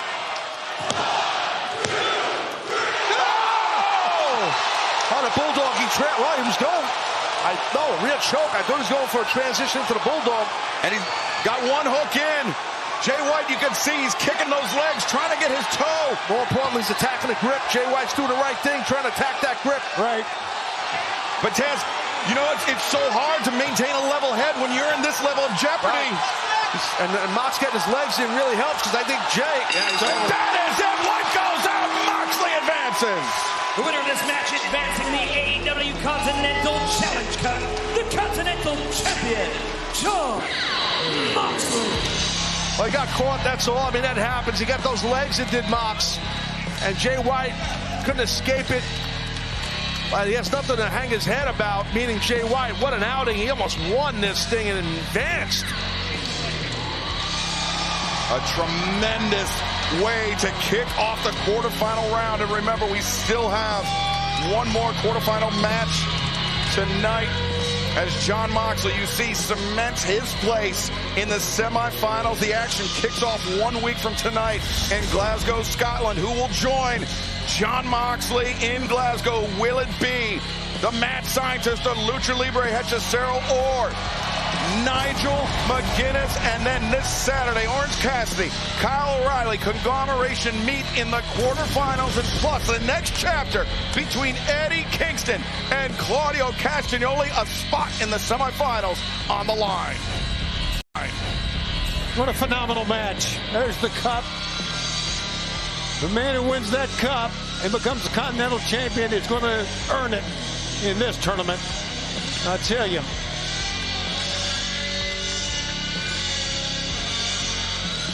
Well, Jon Moxley got some major revenge for the 2 wins Jay White had over him. And we saw Moxley pay respect to Jungle Jack Perry last week. That's got to be a huge monkey off of Jon Moxley's back to earn a victory, a head-to-head victory over Switchblade Jay White. I mean, that thing could have went either way, in my opinion. I mean, sometimes that happens. You just get caught. You got caught in a really good rear naked choke, and once Mox got his legs in, there was no way. Because I think Jay White wanted to flip through and maybe stack Moxley on a pin cover. Right. That's what I think he wanted to do, but Mox felt it. His instincts kicked in. He got the legs in, and that was that. Jay White stands in the ring, and Jon Moxley walks away from him.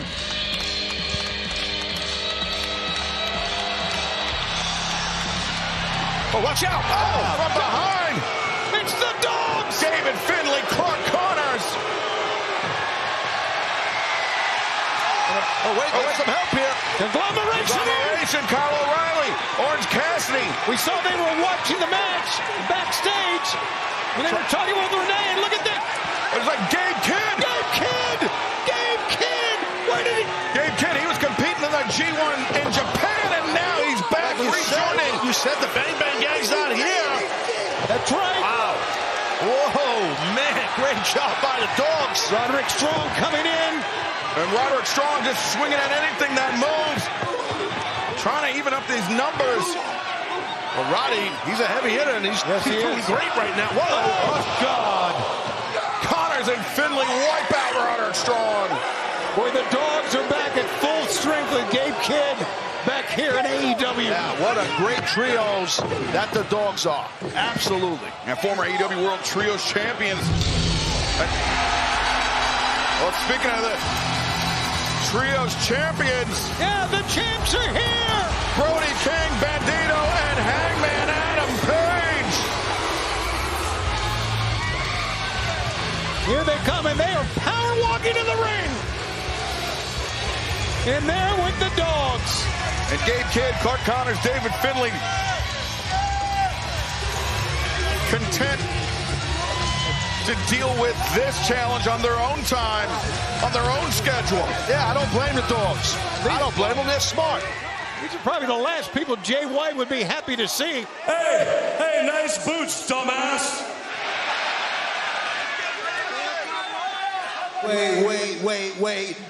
Wait.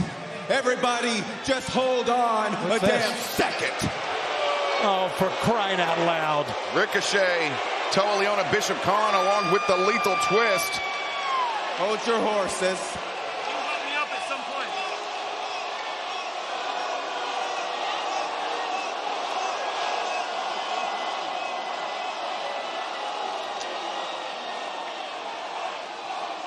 Okay, now I'm ready. Finish whatever the hell it is you was about to say.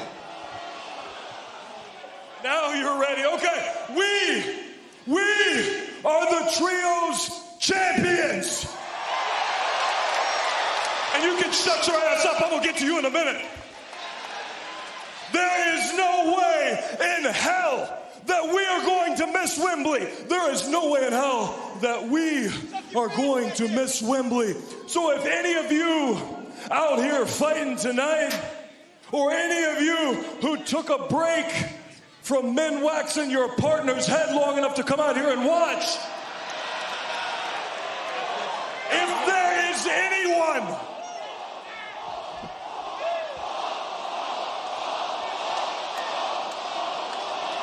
Well, we got a lot of potential challengers here.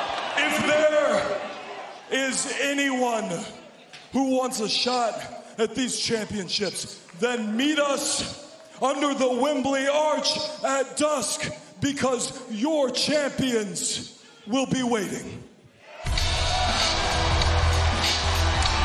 Well, Hangman Adam Page throwing out a big challenge for 11 nights from now.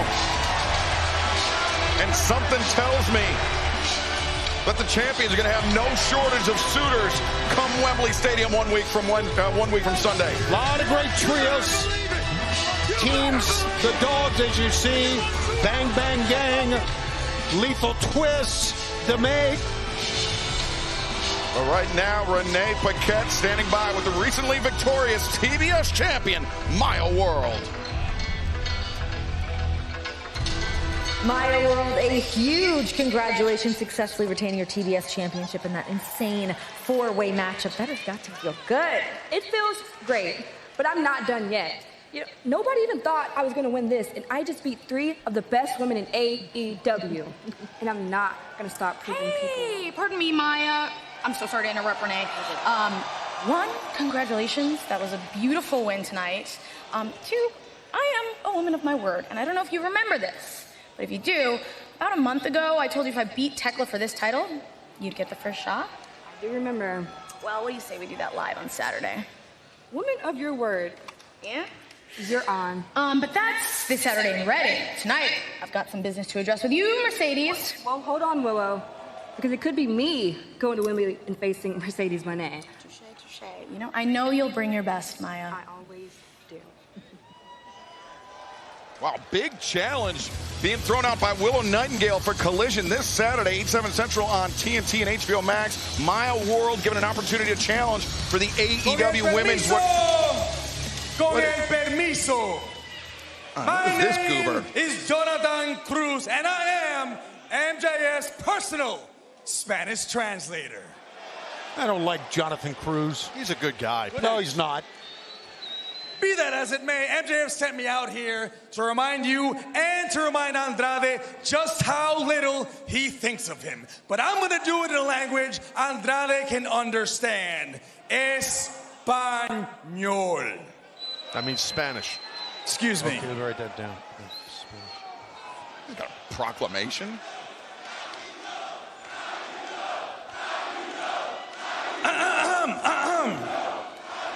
Andrade no se merece ser campeón de AEW. Andrade no merece estar en el Casino Gauntlet en Wembley. Andrade This third does not one, deserve to be in I'm going to say it in English so even you people can understand. Andrade will never be the real world champion. Good job, Cruz. Actually, I got one more thing. Andrade is also not a real Latino man. I mean, between the both of us, I'm way more Latino, way more of a man, and most importantly, way more guapo. And if he was here in Baltimore, I would challenge him to a match. I'd kick his culo, and I'd say it to his face. But he's a coward. He's not here, and that's yet another reason why MJF will always be better than you. Andrade, come on, man. I know. Look at this guy. These shoes, they're tragic. How you know? Oh, man. Cruz just stepped in it. Cruz said he would face Andrade. And Andrade marching straight to the ring. We got a referee in the ring. This is now a contest set for 1 fall. Approaching Jonathan Cruz from Gomez Palacio Dorado, Mexico. Diaz worked those. That's it. Andrade wiped him out, but no, he's not done yet. Andrade. The DM.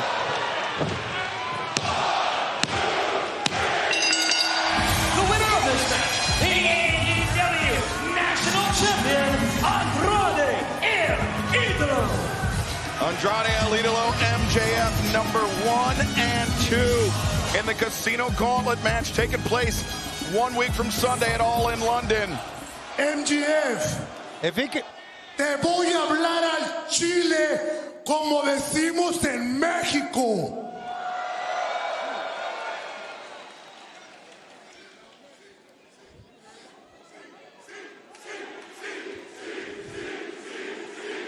Te voy a matar, hijo de Mira, perra. mira, aquí Aquí, I'm up here. Andrew. You are chingon, but I am a bigger cabrón. So, MJF, get out here right now! Come on, fucking face champion! Come on, I'm waiting for you! MJF so delusional. He claims that he is rightfully the AEW World Champion, that Will Ospreay's intervention somehow should disqualify Kenny Omega's reign as AEW World Champion. But he has an opportunity to prove, not just to himself, but to the world, that he should be world champion if he wins the Casino Gauntlet match and challenges whoever leaves London as AEW World Champion. Great match, great win. We're all proud of you. Oh, I'm sorry. You thought I was there. You thought I was in that venue amongst all those pores in ass Baltimore, Maryland? No. See, I'm in the most magical place in the world known as Long Island, New York, soaking up the sunshine. And it's glorious here. Do you want to know why I'm here? Because unlike you, real Latino man, I'm big Hebrew, and I have big influence. So I asked the travel team, is Andrade El Idolo on the travel list? Does he have a flight to crappy-ass Baltimore? And they said, why, yes, world champion MJF, he most certainly does. So I opted out, and I decided to just soak in this glorious Long Island sun, and I am so happy to be doing so. The next time you see me, Andrew, you're going to be looking up at the lights in Wembley Stadium. And you're only going to have yourself to blame because you decided to mess with the one true champion. Bye-bye now. Oh, that's nice. MJF's so delusional. He has a beautiful mansion not far from mine, so... Let me tell you this. We saw maybe the quickest match ever in AEW. Oh, God. And who's going to pay for it? Second DM! If Andrade can do this to MJF, 1 and 2 in the gauntlet, he will win it and get the title shot. How you know? Well, that message right there, I don't think it's going to require any translation. To your point, Schiavone, if Andrade can do that The Casino Gauntlet match taking place at All in London 1 week from Sunday. Andrade El Idolo, MJF number 1 and 2 in that match. And our main event still to come tonight, the Elite taking on the Don Callis family. But coming up next, the Continental Challenge Cup quarterfinals continue. Ed Cesaro, Nigel McGuinness next. A raucous crowd joining us here in Baltimore, Maryland for AEW Dynamite. Nigel McGuinness, Ed Cesaro coming up next. But fans, 1 week from this Sunday, Willow Nightingale puts her AEW Women's World Championship on the line against the CEO, Mercedes Moné. And now let's head to the back and Renee Paquette. We are 11 days away from All in London at the iconic Wembley Stadium. My guest tonight will be challenging for the AEW Women's World Championship. Please welcome first the challenger, Mercedes Moné. Thank you, Renee. And now please welcome the champion, Willow Nightingale. Hi, Renee. Hello, Baltimore. Ladies, there is a ton of history between the two of you, but last week on Dynamite, Mercedes, you viciously attacked Willow Nightingale. Obviously, I didn't beat her ass good enough because her ass is still smiling right now. What's so damn funny, Willow? No, you could never take my smile, Mercedes. Just like you're not going to be able to take this championship. Oh, I'm not going to take that championship. Yeah. You have a lot to say now that we're in 2 separate rooms, huh, you dumb bitch? Yeah, at All In, I'm going to finally end you, Willow, once and for all. Oh, you're going to end me. You're going to take your smile. That's what you keep saying. Oh, yeah, You want to know why I'm smiling? It's not because I've got your number and you know it. I'm smiling because I have them. And you hate that. You want to know why they don't like you, Mercedes? Why? Tell me, It's Willow. because you've been spending your entire career working on being perfect. You've had the entrances, the clothes, the catchphrases, the hair, everything, right? And I'll give it to you. You've become exactly what a star should be. But I've never been anybody's prototype. I'm just Willow. And whether they love me or they don't, they know me. Right? They've watched me win, they've watched me lose, they've watched me embarrass myself, but they've also watched me win this. And that's the connection that I have, the exact one that you've been chasing your entire career. And no amount of money, no amount of star power can win that connection. Or this championship. Can't win this for you either, Mercedes. So that's so I like my chances at All In, honey. Yeah. Oh, you like your chances. That's who they love. That's who these people love is you. Huh? I think so, yeah. The person that smiled at me when I got hurt in New Japan, you were there standing over me, smiling at me when my career almost ended. I came to AEW, you were standing in my way, smiling at me. You took away my TBS championship, smiled at me, threw a cake in my face, brought your stupid friends out and danced all over me. That's the Willow that they love so much. That's the true Willow. That's who you really are. The bully. Congratulations, everybody. Everybody loves Willow, the bully. You did it. Congratulations. Keep smiling, Willow, because you only have 11 days left to smile, you dumb bitch. Oh, because when I get to you at All In, I am taking that smile once and You're going to for take all. that smile? Oh, You think you can take that smile? Come on, try and get it now. I'm no, you come. Where is she? Where's Mercedes? Oh, you're going to come to me? Oh, she's Where is she? Let's go. Let's go. Wait a second, we have a situation brewing here, Willow Nightingale. Yeah, you're not kidding. Where's she? Where's the Where's she? Where's she? Where's the Mercedes intercepts Willow. Come on. I think Willow's head just bounced off that camera. Mercedes was looking for Willow, but Willow was laying in wait. Oh, now you see why it was an interview in separate rooms. Now the action down around here. Coming into the arena. And Mercedes ambushing Willow, but Willow just fighting back with everything she's got, hammering down her challenger in London. And referees, AEW officials, trying to separate these two women. Yeah, and some intense physicality here with these two ladies. Fans are chanting to let them fight. You know, Willow's got that title defense that she's agreed to on Saturday. But, buddy, she's thinking about Wembley. She wants her hands on Mercedes. Yeah, you're right. Big time. And this. Oh, Willow sweeps off the leg of Mercedes. Oh, she's hammering Mercedes. And now security is just trying to do everything they can to pull these two women apart. Trying to make sure that nothing happens to jeopardize AEW Women's World Championship title match 11 days from now. That's if Willow Nightingale gets past Mile World this Saturday at Collision. That's a great point, Excalibur. That match is coming up on Saturday, my God. All right, look at Willow. Breaking free. They're still going, man. It's just going heavy duty here, no matter how much security is out here. Yeah, security, referees, Pat Buck in the front office trying to hold everybody back, and no one can, seemingly. And they need to be careful, Taz. There could be fines. There could be suspensions. Yeah, I don't think these two athletes care about that, but you're right. Oh, Mercedes! Charging in, and now finally getting pulled out of the ring. And Willow being restrained.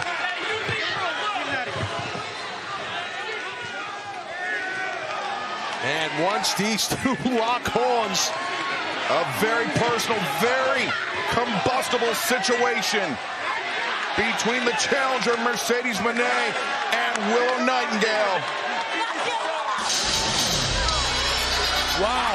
1 week from Sunday, 11 days away, all in London. Mercedes Moné, Willow Nightingale for the AEW Women's World Championship. That thing heated up quick. I can't wait for these two to collide in London. And Tony, as we mentioned, Willow Nightingale, she will have to contend with Maya World coming up this Saturday night at Collision. Willow honoring a woman of her word, honoring what she told Maya a few weeks ago, that she would grant her a shot at the AEW Women's World Championship. And I think we all three know that Willow cannot look past Maya World, who's been red hot, and look forward to the match 11 days at Wembley Stadium. Wembley Stadium, 11 days away. You still have a chance to join us. AEWTIX.com. Scan the QR code at the bottom of your screen to join us in Wembley Stadium for All in London on the 30th of August. Hangman Adam Page, did we hear you correctly, my friend?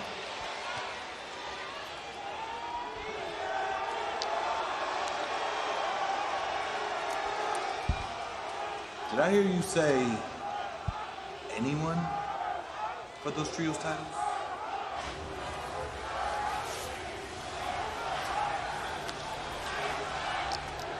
Don't say it if you don't mean it. Whose house?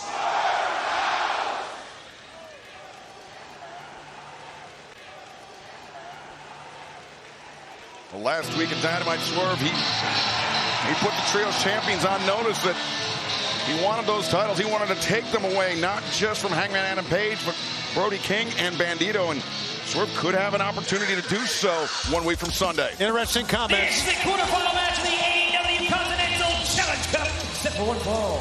Making his way to the ring from London, England, weighing 223 pounds, Nigel McGuinness. Nigel McGuinness beat Katsuyori Shibata in the opening round to advance to this quarterfinal round. And now, as you may notice, with a limp on his way to the ring, let's take it to Renee Paquette for this update. Yeah, earlier today I caught up with Nigel, tried to get a status on his ankle following that match with Katsuyori Shibata. He says, my ankle is not at 100%, but I have not been at 100% for a lot of my career. That tunnel to Wembley is long, but if I keep my eye on that light, maybe I can make it there. Thank you for that, Renee. As we see the wrap around Nigel's ankle, the spatting, trying to keep that ankle. We know it's a lower leg injury. We know there's ligament damage.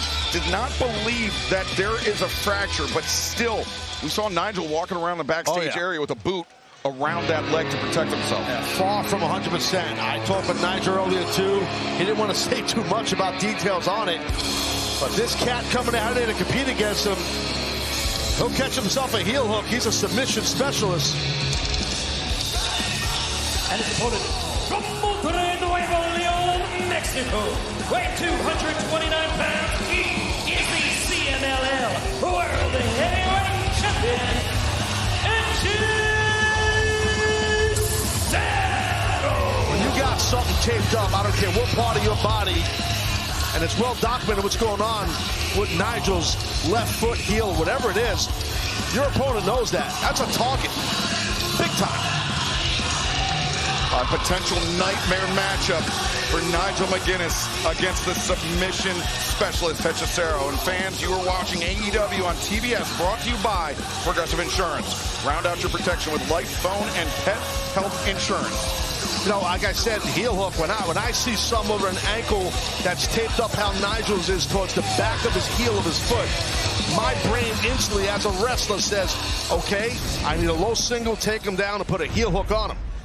You're going to get a victory, most probably. Yeah, if he does, I think you're right, Taz. I think if he puts that heel hook on, it's over. So this match, part of the quarterfinals of the Continental Challenge Cup, no outside interference, no time limits. The winner of this match will join Jon Moxley in the semifinals, but crucially for the semifinals, all four names go back into the helmet, go back into the blind draw, and you see Hechicero already diving at that, that ankle. He's just playing. He's playing with Nigel. That's what he's doing.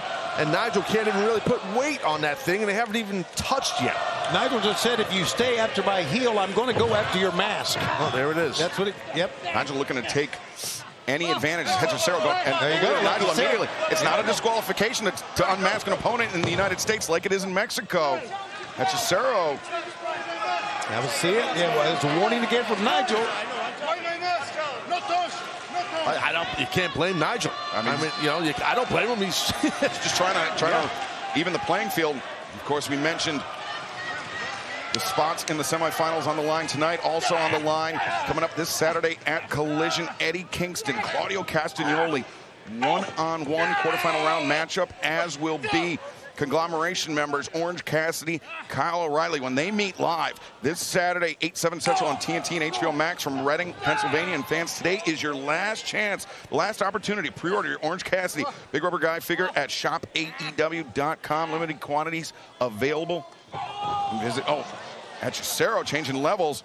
And now he's got an overhook on the right arm of McGuinness right there. Now into a front headlock, which is a move that will choke you out in a heartbeat. And Nigel's trying to get his foot on that rope to break that hold. But even the foot on the rope hurts.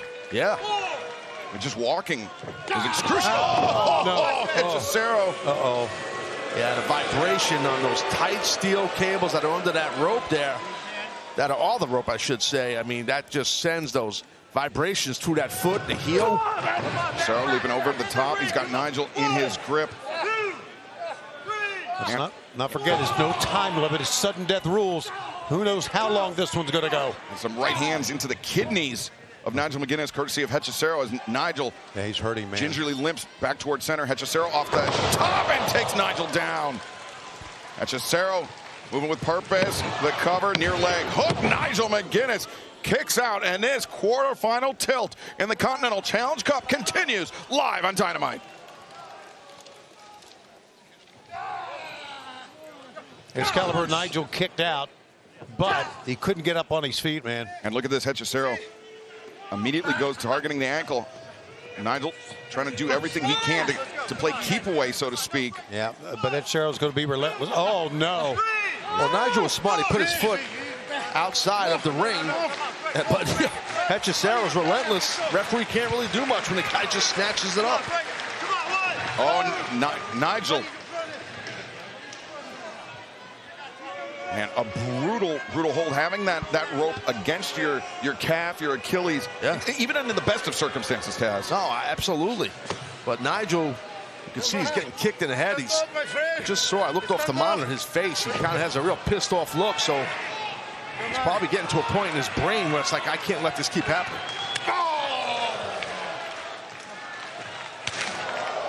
Chops being exchanged by both would-be semifinals. Man, Hechicero again changes levels. Target his leg. Oh, stomping. Nigel can't take much more, guys. Stomping on the Achilles and Hechicero on the drop kick. And you know what? Nigel knew that. Look at this. Nigel knew this, obviously, that this was going to happen. It was touch and go, whether he could really compete or not. But you got to give him a lot of credit for just, he wants to get to Wembley. He wants to wrestle in London. Let's be honest, and Nigel, for many years now, he's a color commentator. He's been out. He's been out of a regular circuit of being a professional wrestler. I respect his athleticism, his abilities and stuff. But nice transition by Nigel, though. Yeah, caught Hechicero, and now cranking back. Nigel, a sense of desperation on this hold. Hechicero frees the grip and now rolls forward, but maintains control of the leg of Nigel. And spinning toe hold. Taz, in Nigel's own words, he said that he can't afford to pull out of this tournament because he doesn't know how many more opportunities like this he may have. But to your point, though, Nigel McGuinness in the last, I think, year, this is his 6th match. Hechicero has had 6 matches in the last, I think, 3 weeks, if less. Right, that's my point. Now, if Hechicero could get himself an ankle lock here, whatever he's thinking, but Nigel, desperate, raked at the eyes under the mask there. That's what it looked like he did. Yeah, right to the forehead, right to the eyes. But right now, Hechicero is relentless. Snapmare, now Hechicero attacking all parts of the body of Nigel McGuinness and going after the neck now. Welcome back to AEW Dynamite. Quarterfinal action in the Continental Challenge Cup. Hechicero, a commanding advantage over an obviously injured Nigel McGuinness. But Nigel McGuinness, in his own words, said that this could be his last opportunity to compete on this level. There's nothing that's going to stop him from doing so. But Hechicero as we said, Ted, a commanding advantage on Nigel. He does, correct. But Nigel right now, you could see it. He's getting fired up here. Big time palm strike. Nigel went 12 and a half years in retirement. And he's back. He's in the greatest shape of his life, I do believe. Except for that lower leg injury that Hechicero just looking to exploit now. Hechicero DDT. Could be the end for Nigel McGuinness. Nigel. Well, Nigel is battle tested. No question. Yeah, but every movement on that injured left leg is laborious for Nigel McGuinness. Let's not forget, Nigel was a Ring of Honor world champ, Ring of Honor pure champion throughout his career. A long reign for him of over 500 days. Yeah, tremendous wrestler. Right now, man, he is just, Nigel's in a lot of trouble. I just only can imagine the pain that his whole lower leg, his foot, his heel, everything that's going on, his ankle, everything. And Taz, it was the match with Katsuyori Shibata. Nigel McGuinness, he blocked a PK with his foot, a PK that was coming in from Shibata, and it almost, potentially actually did break the foot of Nigel. Freak things happen. Oh, look at this with the hammerlock. Hechicero, the mad scientist. Nice, innovative backbreaker right there off the hammerlock spin, Schiavone. Well done by Hechicero. Swinging hammerlock, and the fans really appreciated that move. You know, we talk so much about the inventiveness of Hechicero, and he is showing it off right here, man. Watch out. There you go, Nigel. Be evasive. Play a little defense here. Well, I'm sure you want to see your broadcast partner on Collision. Well, of course. Oh, wait a second. Nigel, the Tower of London, but instead Hechicero escapes from behind. And Nigel, he could be going out here. Yeah, he might get choked out for sure. He's fighting pretty hard, and that's not good, as you guys know. Nigel, though, attacking the fingers. Well, see what he's doing with his jaw. He drove his jaw into the top of the form. That's a great way to break the grip of someone with a submission. And Nigel steps over, looking for London Dungeon here. Hechicero tries to free the arm, but Nigel back on it. The great chess match between two of the great technicians. Wait a second. Here in AEW. Destabilized that leg of Nigel McGuinness, and now trying to take the kick pad. The kick pad off, trying to go after that tape. This got to be it, man. Nigel just need to reach the ropes here. An inverted figure four by Hechicero. And Nigel forced to reach for the ropes to get the break, but Hechicero looking to inflict maximum punishment on Nigel. Reach to the ropes again. And Nigel. And he just, I don't know. I don't even know if he can get to his feet, gentlemen. He is in so much pain. He might be better off battling from the bottom, to be honest with you. And look to the left, look to the right. You can see the pain on his face. Staring at Hechicero. Well, this is a quarterfinal match in the Continental Challenge Cup here, so. The finals, of course, taking place at All in London 11 days from now. Nigel valiantly, caught Hechicero with the knee on the way in. Hechicero a tad overzealous, and he paid for it. Was diving for a single leg, but Nigel sidesteps Hechicero, and now Nigel, the front chancery is locked in. He's got the body scissors in. Nigel McGuinness, can he pull this off? He's wrenching back with all he has, Tony. Got him tight. Boy, he does. Hechicero says no, no, no. And Nigel just holding on. Hechicero, the arm. Gonna choke him out, guys. He's gonna choke him out here. Hechicero ain't getting out of this. Nigel needs to be careful, though. He could gas out his arms. Right. As Hechicero is fading Nigel. Hechicero, man. Hechicero. Desperately. And ref's got to check. This is dangerous. That is it. Nigel McGuinness somehow. Advancing in the AEW Continental Challenge Cup, Nigel McGuinness. Wow, that was lopsided, but Nigel able to pull it off. He showed a ton of toughness in that match. Good for him. Come from behind victory for Nigel McGuinness. Nigel McGuinness miraculously joins Jon Moxley in the semifinals of the Continental Challenge Cup next week, with action kicking off in Glasgow, but we still have two more Quarterfinal round matches to go. Orange Cassidy, Kyle O'Reilly this Saturday night, plus Eddie Kingston, Claudio Castagnoli, live in Reading, Pennsylvania on Collision, 8/7 Central on TNT and HBO Max. And Nigel desperately wants to head to Wembley Stadium, but we know at Wembley, 11 days from now, 1 week from Sunday, it will be Fall Count Anywhere for the TNT Championship. Darby Allin challenges the Jet, Kevin Knight. My biggest fear in this life is that when this whole 15-minute ride is over, that I'm going to look at myself in the mirror and I don't know who I'm looking back at. Because there was a time in AEW that I thought I had to change everything in order to make it to the top. But it wasn't until I met Sting that he taught me that you don't have to change one thing. And I look at you, Kevin. Man, have you changed. Kevin Knight, what are you doing? When you hear the word family, Kevin, what do you think of? I think of Sting.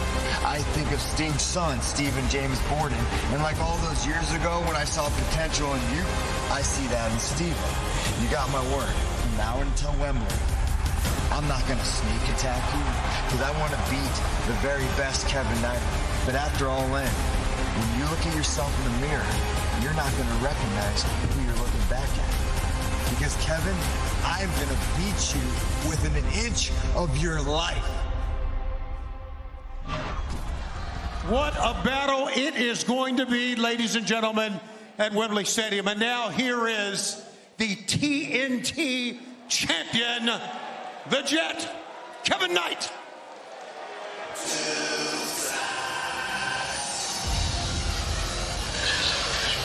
Kevin Knight, a man that's known his challenger at All In London for quite a while, a man who claims that Darby Allin let everybody down when he was defeated for the AEW World Championship back at Double or Nothing.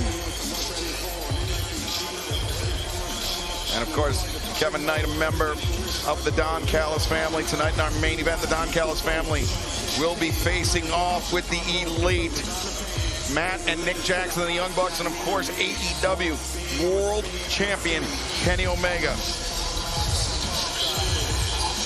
As we are in overtime here in Baltimore, Tony Schiavone, take it away.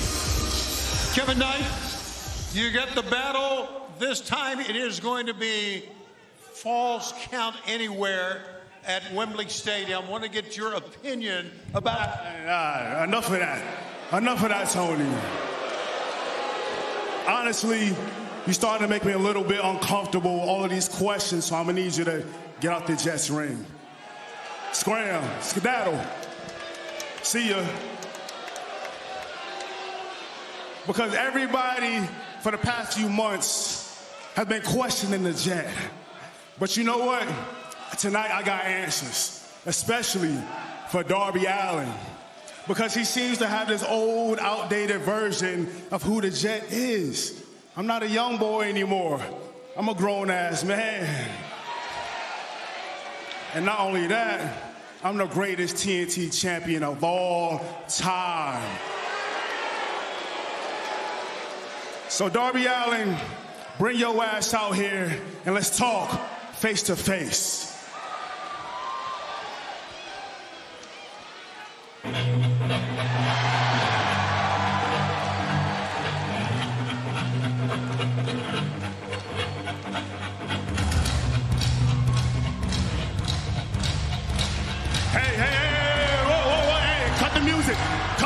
Cut that. Hey, Darby.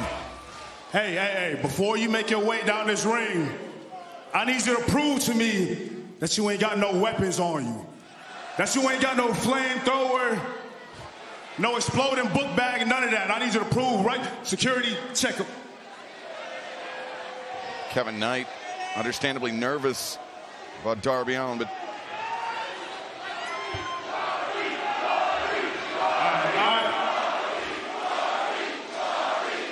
hey, look, when the Jet is talking, you show some respect to your TNT champion, all right? Now look, the city of Baltimore isn't even worthy to see me fight tonight. I ain't got my family with me. You ain't got no weapons on you. So come on, make your way down here.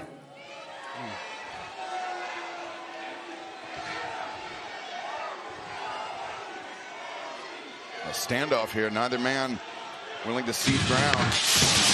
Oh my God. Oh my God. What the hell?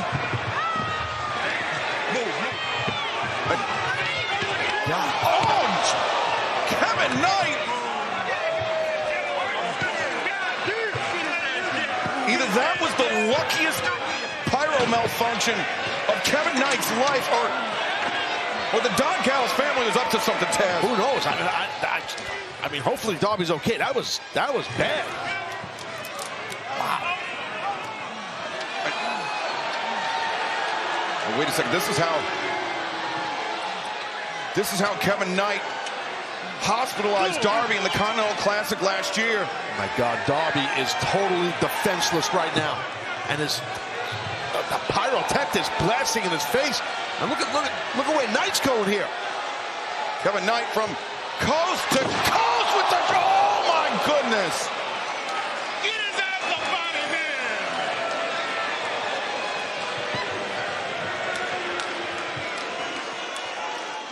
Wow. Kevin Knight may have put Darby Allin back in the hospital with that one, Taz. That was real bad. And the medical team very quickly on the move here, checking in on Darby as... I don't know. Wow.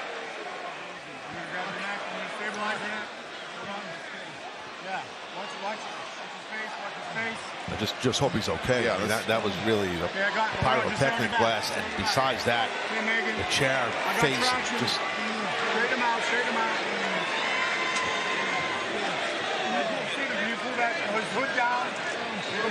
That's Stephen Borden right there. That's a very close friend of Darby, the son, obviously, of Sting, for those that don't know.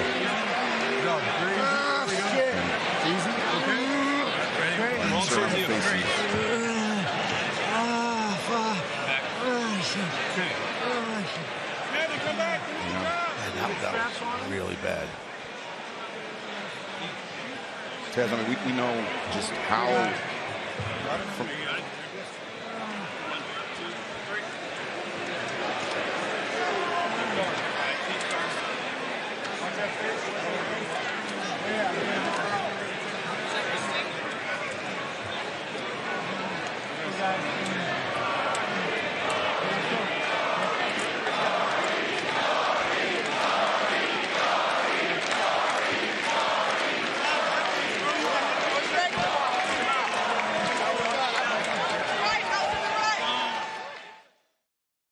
Dynamite, the smoke still heavy in the air here in Baltimore after what we just witnessed a few moments ago. Kevin Knight attempting to get Darby Allin to come down to the ring, obviously laid some sort of here. Neither man willing to cede ground.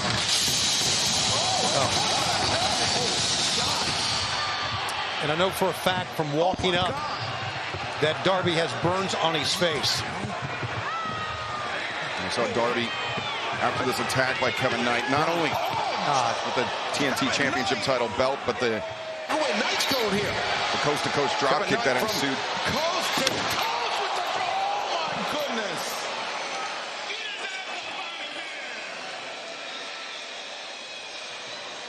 And Darby Allin was placed on a stretcher. He was rolled out. And now... Get that ambulance cleared. Everybody clear the area. Let's go. Let's go. Go. We'll get you out of here. Go! EV! EV! Hey, look. I know that's a partner and all that. Don't get caught up in the crosshairs when the big boys playing. Stay in your lane. Not yet. Not yet. Not yet. Not yet. Not yet. Stay in your lane. You heard me.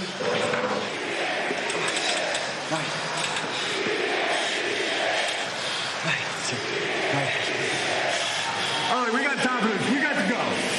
Let's go. Let's go. Stephen Borden, obviously. He wasn't ready for it anyway. He wasn't ready for it anyway. Stephen Borden obviously upset about what was done to Darby Allin, but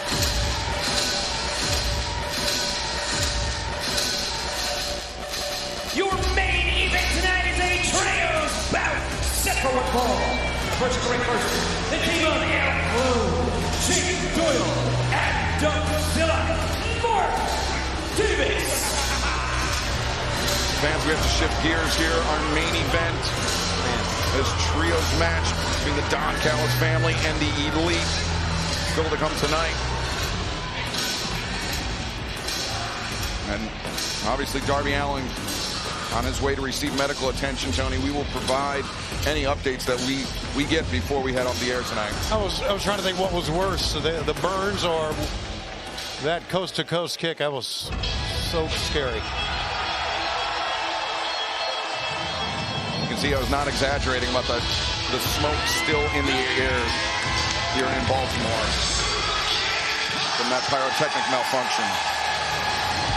And their opponents first, from Rancho Cucamonga, California, at a combined weight of 417 pounds, Nick and Matt Jackson, the I don't know, man. Excalibur, you think that was a malfunction of pyrotechnic? Or you think it was Kevin Knight? I mean, I said it. If it was a malfunction, it's the luckiest malfunction of all time for Kevin Knight, and the unluckiest for Darby Allin. But I mean, the timing was definitely funky, so I get it. And Matt and Nick Jackson, just 11 days away from perhaps a fourth record-setting reign as AEW World Tag Team Champions.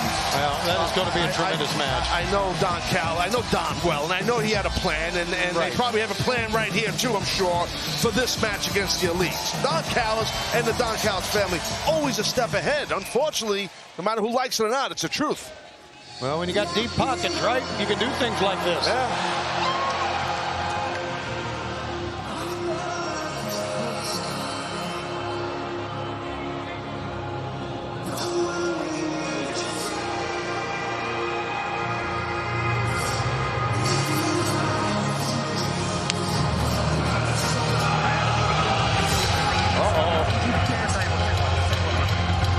Right in the face there of Kenny. Oh, my.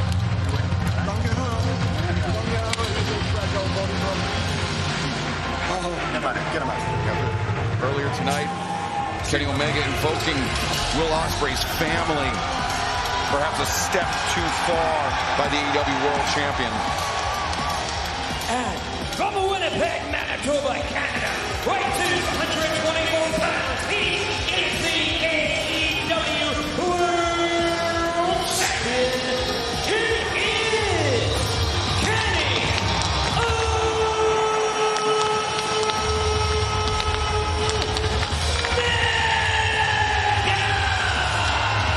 I'll tell you what, guys, I like what I'm seeing. I really am. I always wanted to see Kenny Omega, Will Ospreay do battle. The fact they're going to do it in Wembley for the world title, but it's now personal.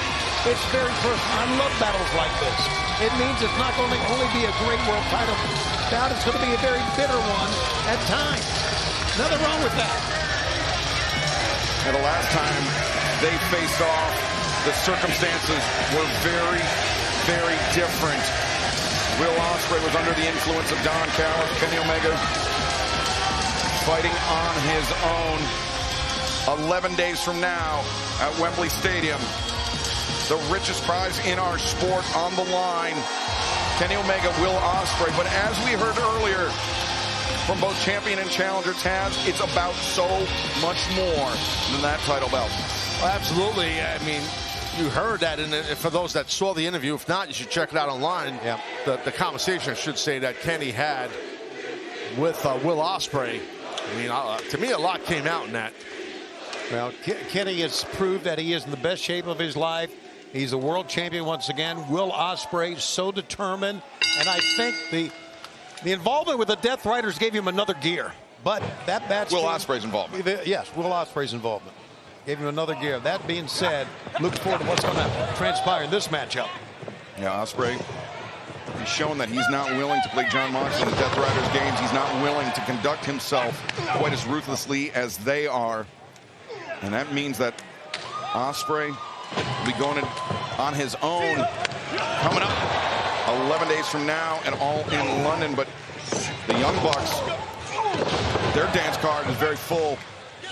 1 week from Sunday when they challenge Adam Copeland, the Rated R superstar, Christian Cage for the AEW World Tag Team Championship. The Young Bucks looking to become a record-setting 4-time AEW World Tag Team Champions. And right now, looking sharp in the very early moments of this match. I know you know, I'm sorry, Taz. I know you know the Young Bucks better than all of us, Excalibur, but I think right now, just like Kenny Omega, wrestling their very best. I certainly believe so, and it's a dream match of generations taking place at Wembley Stadium at All in London. I mean, it's a day to try and find a team with greater chemistry than the Bucks have.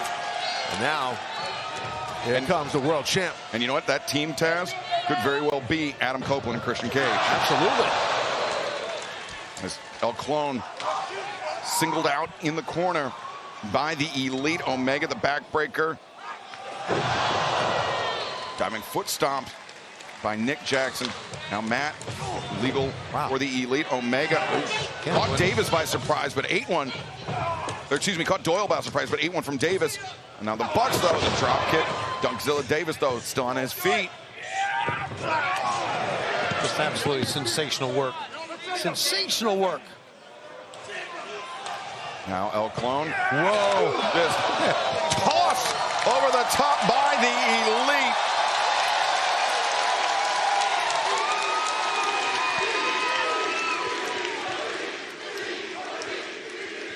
Matt, Nick Jackson, Kenny Omega are two-time former AEW World Trios champions as well. Nick went right on the floor that time. Let's grab him, put him back in here. Lining up El Clone. Oh, Clone, fake. And, excuse me, that was Matt. No, Clone. No, he's so great, great flexibility right there. Sweep of the leg. Oh, kick the arm, steps over. Clone. And the knee strike caught Matt Jackson flush on the chin. And now Davis and Doyle strike. What an athlete Clone is, man. Watch out, the big bruisers got a head of steam. Davis, Doyle, Clone doing Don Callis' dirty work here tonight. This program has had Don's fingerprints all over it, Taz. Yeah, you think? And the only good news is he hasn't been in our broadcast position. Oh! Good God, he got it. And the body block from Doyle as we take our final break of the evening. Our Dynamite main event continues.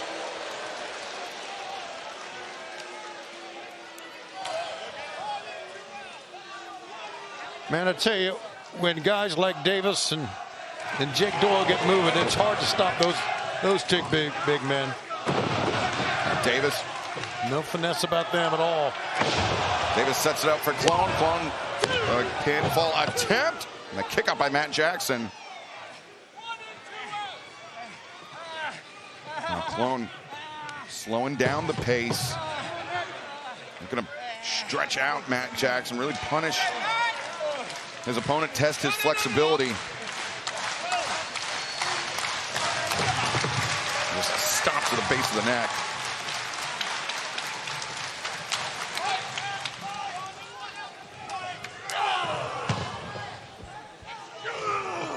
Doyle firing those shoulders into the midsection of Matt Jackson. And Clone, look at that, grabbing the tag rope. Referee didn't see it, and now he spots it. A smart move by Doyle, Taz. He baited in Nick Jackson, created an opening for the Don Callis family. Yeah, very smart. I mean, that's what you want to do. I mean, when you're doing a tag team match or a trios match, having that cohesiveness and that chemistry and being smart as a team is vital to have an advantage. I'm always amazed. Davis covers. Always amazed how easily Mark Davis picks opponents up. It's just swoop, slam. Gigantic grizzly bear-like man. Yeah, man. And now again, Clone and Doyle with the referee's back turned, taking advantage of the opening. If you ever see Mark Davis and Cade when you eat something, it's disturbing. Yeah. It really is. It's like watching a wild animal in the woods. I've seen it. He gets a crowd around him. Like, look at this guy. It's like a machine. Doyle now covers. Near leg is hooked. And Jackson kicks out. Taz, you spend about as much time in the woods as you do in catering. Just to say very little. Sometimes you need a coffee. The bear hug right here by Doyle. Matt Jackson, Tony, we've known through the years a history of lower back injuries, which this bear hug could very well exploit. And that's how smart the Don Callis family is. Listen, they're tough. These guys are fierce, but they're also very educated about what works and what doesn't against opponents. I hate to say it, but that's Don Callis' influence. Yeah, he's a motivated Don Callis. Among other things. Other things is right. Welcome back to AEW Dynamite. We are in overtime here on TBS and HBO Max. But the good news is we've taken our final break of the evening. We will see the conclusion of this trio's main event. Don Callis family, Jake Doyle, Mark Davis, El Clone, battling it out against the Young Bucks and AEW World Champion Kenny Omega and Matt Jackson single-handedly trying to fight his way back into this match, Tony. It's hard to do against some big guys like Davis and Doyle and a talented guy like Clone, but he's going to make a tag, no. So close from Kenny Omega getting the tag, but a pinning predicament. Davis frees himself, but Doyle right there with the waist lock. A little mishap, some bad teamwork. Matt Jackson, the slice bread launching off the chest of Doyle, takes down Davis. There's the opportunity right there, Matt. You've got to get over there and get Kenny in this thing. When Kenny wants in, guys, look at him reach. The AEW World Champion is legal. Kenny Omega. Big double axe handles right there. Ooh, missed that one. Whoa! Through the kick, Omega intercepted and answered with a big chop. Omega neck breaker on Clone. Cover.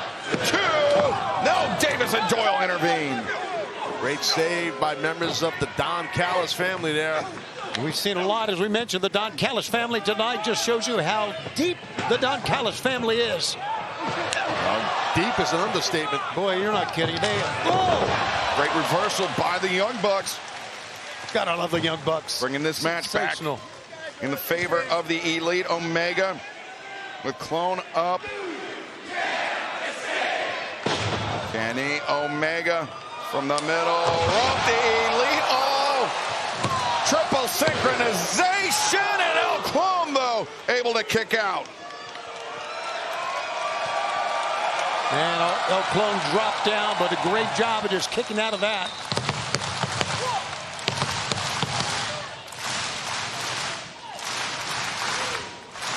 Baltimore rises to their feet, as do the Elite. Omega, Matt, and Nick on the move. Triple topes, suicida.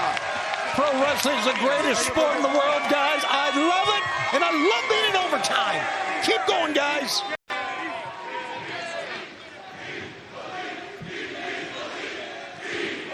As Omega returns to the ring, Clone still dazed. Omega over the top. No, Clone.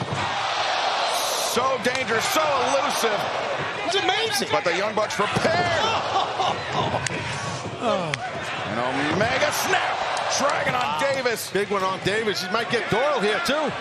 Doyle breaks his way out of the full Nelson. Super kicks. He's going to get it. And a snap dragon from Omega. And Elite. Super kick party on Jake Doyle. Clone and Davis taken out on the outside. Kenny Omega. What action. Lining up Jake Doyle. Doyle's about to have a big problem on his hands. Bang! The V-trigger with authority. Can he get him up? He did. Omega brings Doyle to his center. One winged angel.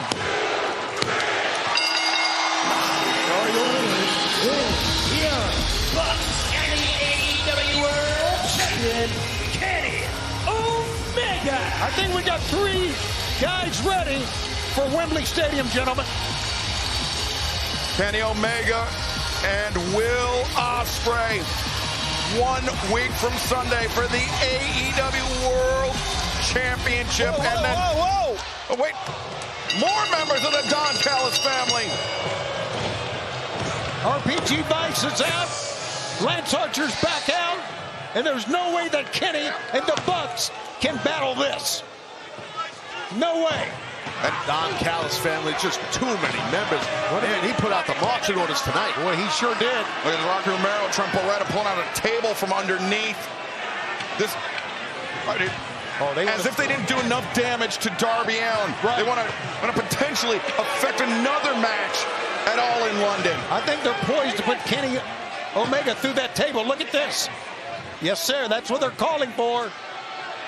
Oh, Davis. Well, they already took that Darby.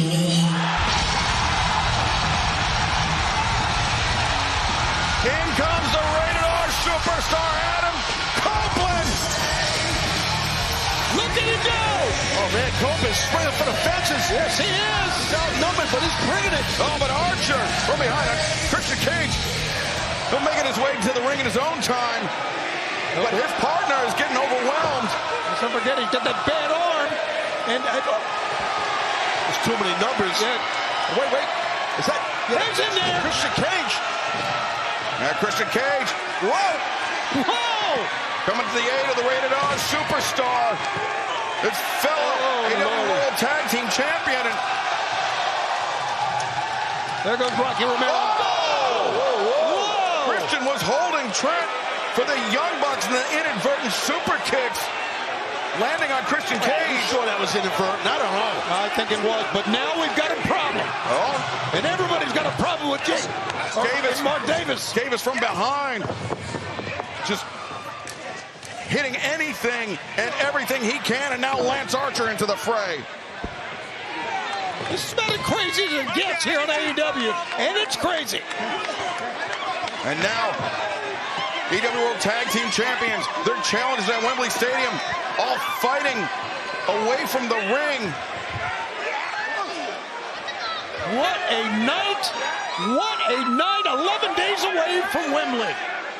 And Kenny's got a microphone. Let's see if he can talk.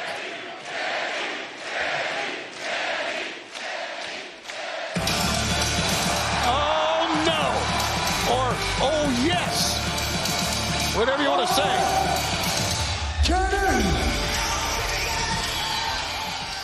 Kenny, I was just wondering what you wanted to say to me, because you said after the match, why don't you come out here? And I'm out here now, so please don't be so charming, because you got as much charm as a parking ticket, bruv. So are we gonna do this or what? What you gotta say to me after you brought up my 7-year-old son, you prick? I've only got one thing to say to the likes of you, Will Ospreay. Security, get his ass out of here. Are you kidding me? Right now. You pussy. Right now. Yeah. Get him out. He's an EVP, guys, Executive Vice President of AEW. Get out of there, Will. He With can your do this. tail between your legs, like the little English bitch that you are. Yikes. Take him back. Take him back. I don't want to see you until Wembley. Take him back. We are done.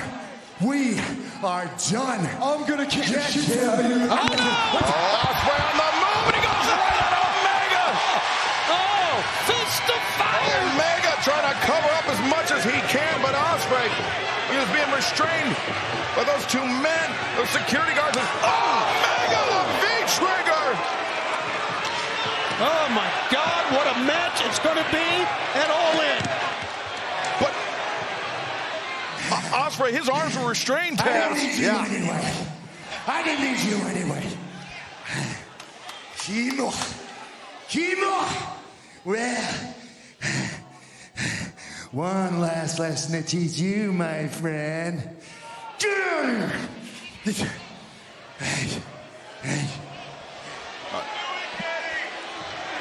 You take one last look. You take one last look, you son of a bitch! You son of a bitch! Kenny has snapped. Yeah, he's got a wild look in his eyes, Tags. You're right. Omega's oh no. Oh my God. Not right in front of our. Oh, this is bad. This is dangerous. Not the one-ring angel on the table. Oh God. Oh, yeah. God.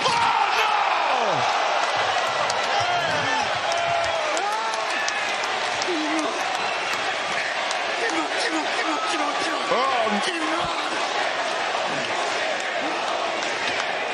I tell you, Will Ospreay's chance at a title is in serious jeopardy right now.